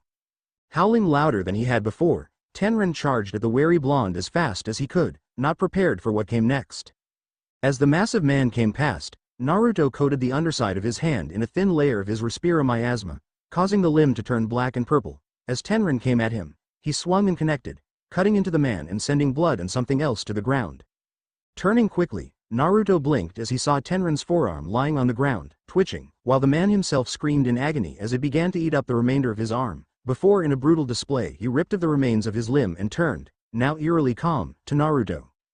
And again, Naruto knew what it felt like to be a ping-pong ball as the man held literally nothing back against him, kicking and punching him with a fury that Naruto hadn't expected. By the time Tenrin let up, he was barely holding on to a thread of consciousness, blacking in and out repeatedly as he struggled to get back up, even if just one more time.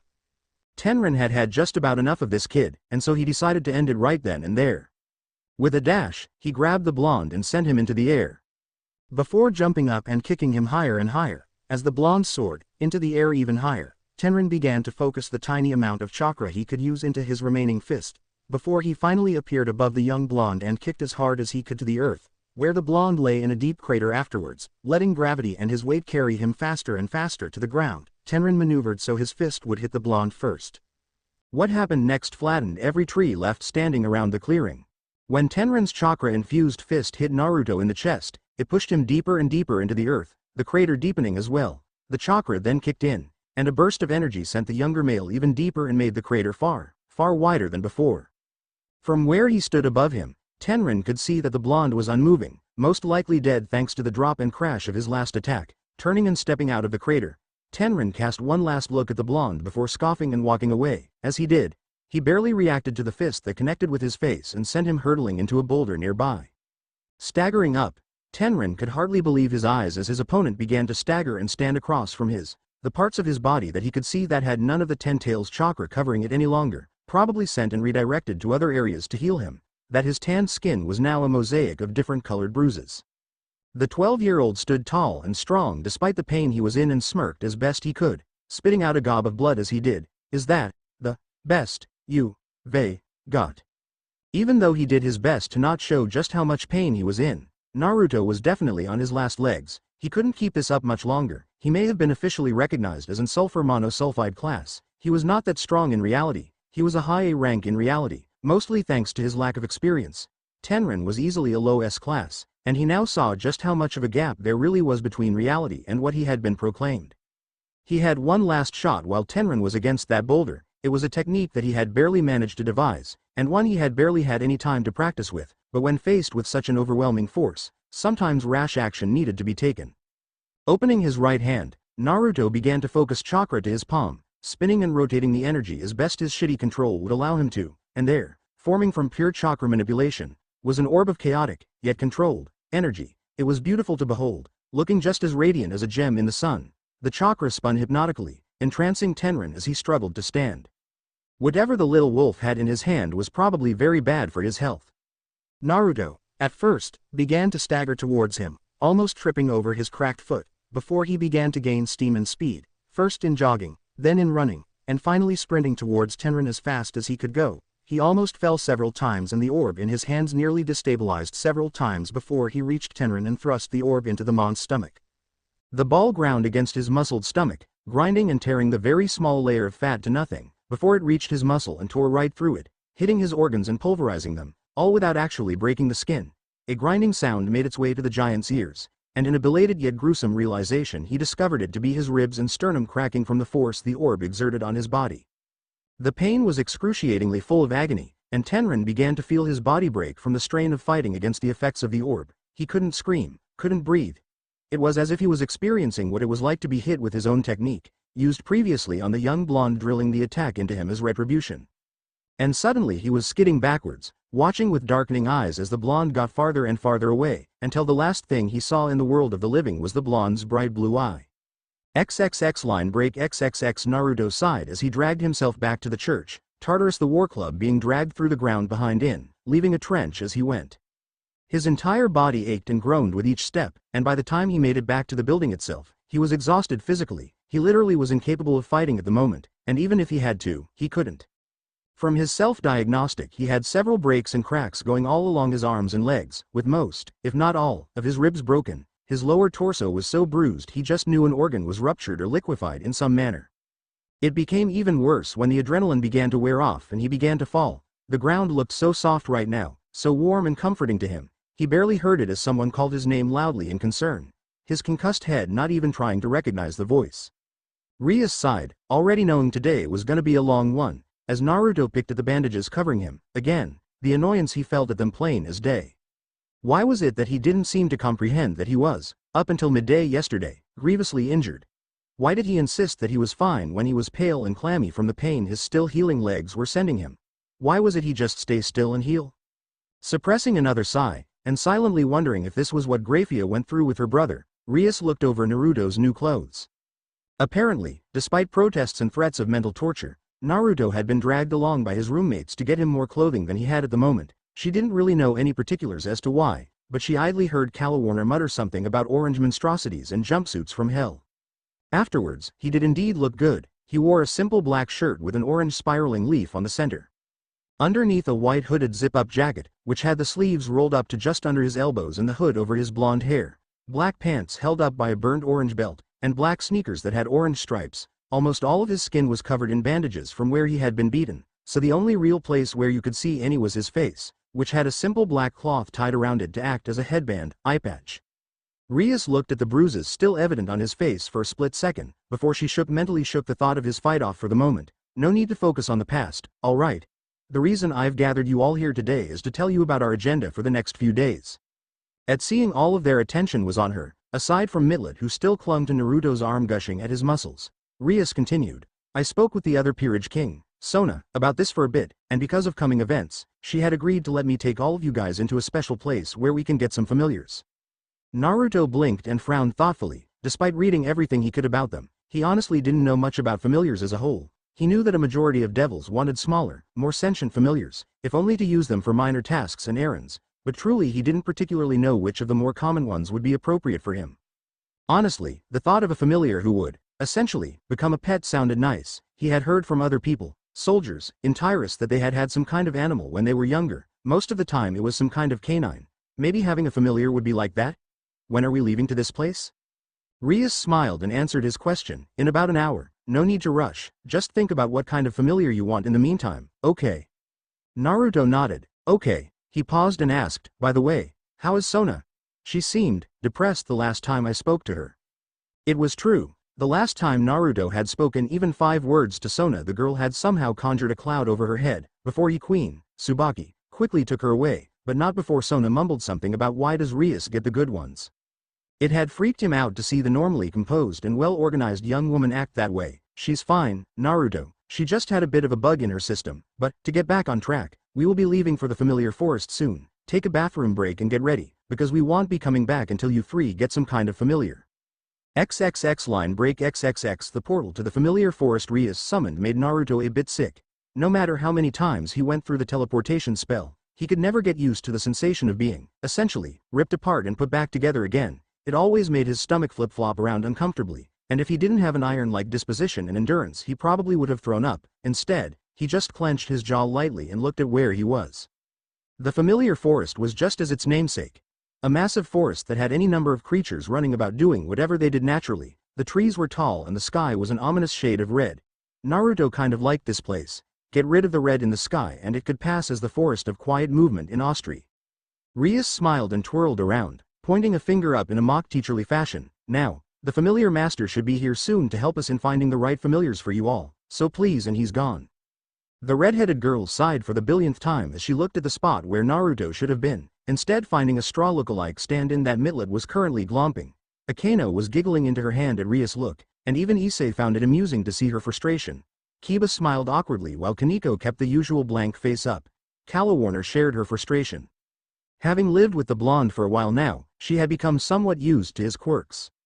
He tended to disappear sometimes without telling anyone where he was going, only to come back covered in dirt and dried blood. Occasionally, Wash would drag him back just in time for dinner, so she assumed he was training with the man, even if he was complete trash in her opinion. Granted, yes, the man did help him in training his powered-up state, but from what she had managed to weasel out of both the man and Naruto, he knocked Naruto around to train his battle instincts like the bastard he was.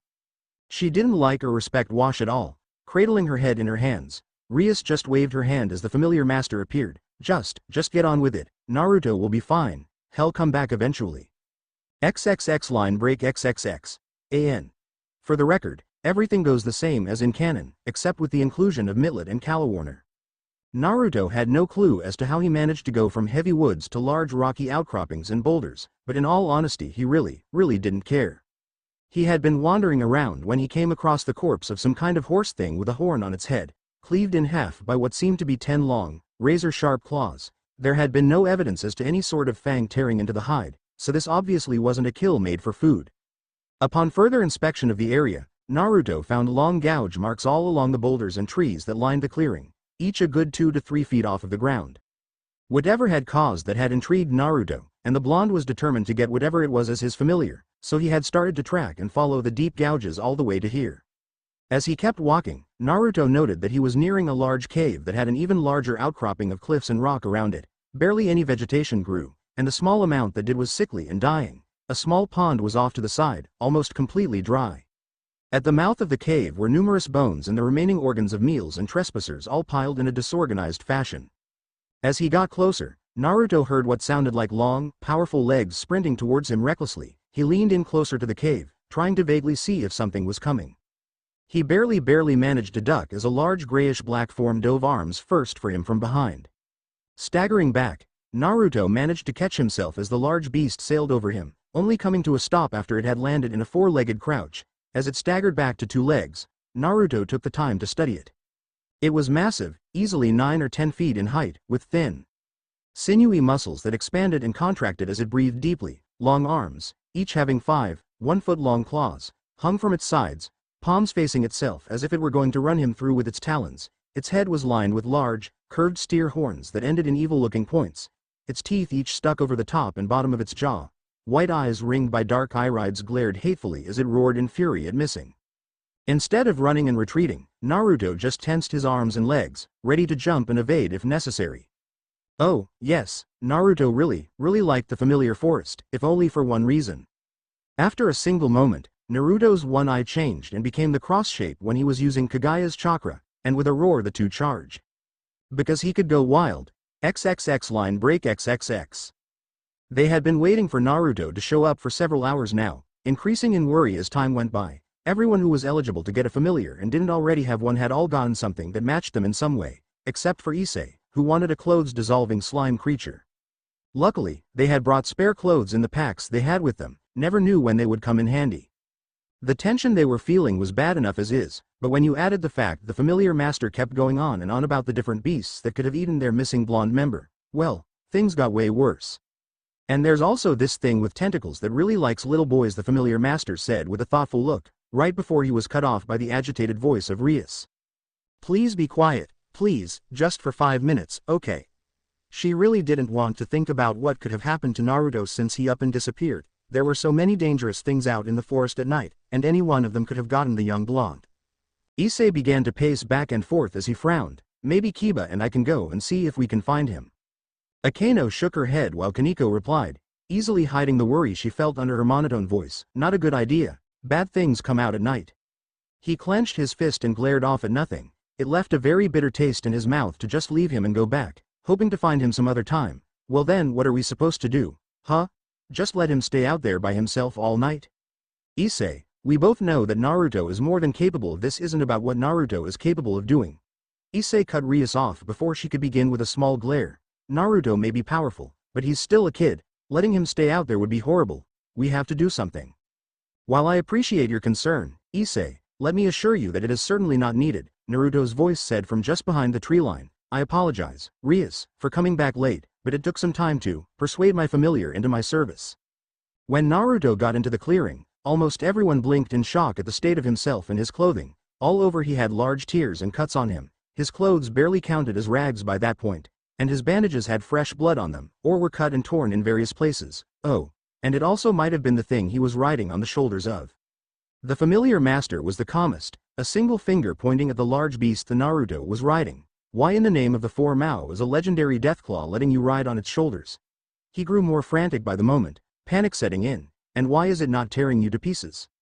Those are stupid questions, Naruto said with a frown. Rar would never harm me, he's a good familiar. Rias just rubbed her temples in an effort to stave off her migraine as Naruto began to pet the massive, literal killing machine on the head like a dog. All the while the familiar master fainted from shock. Yeah, it was gonna be a long one, alright. So that for today, thanks for watch here.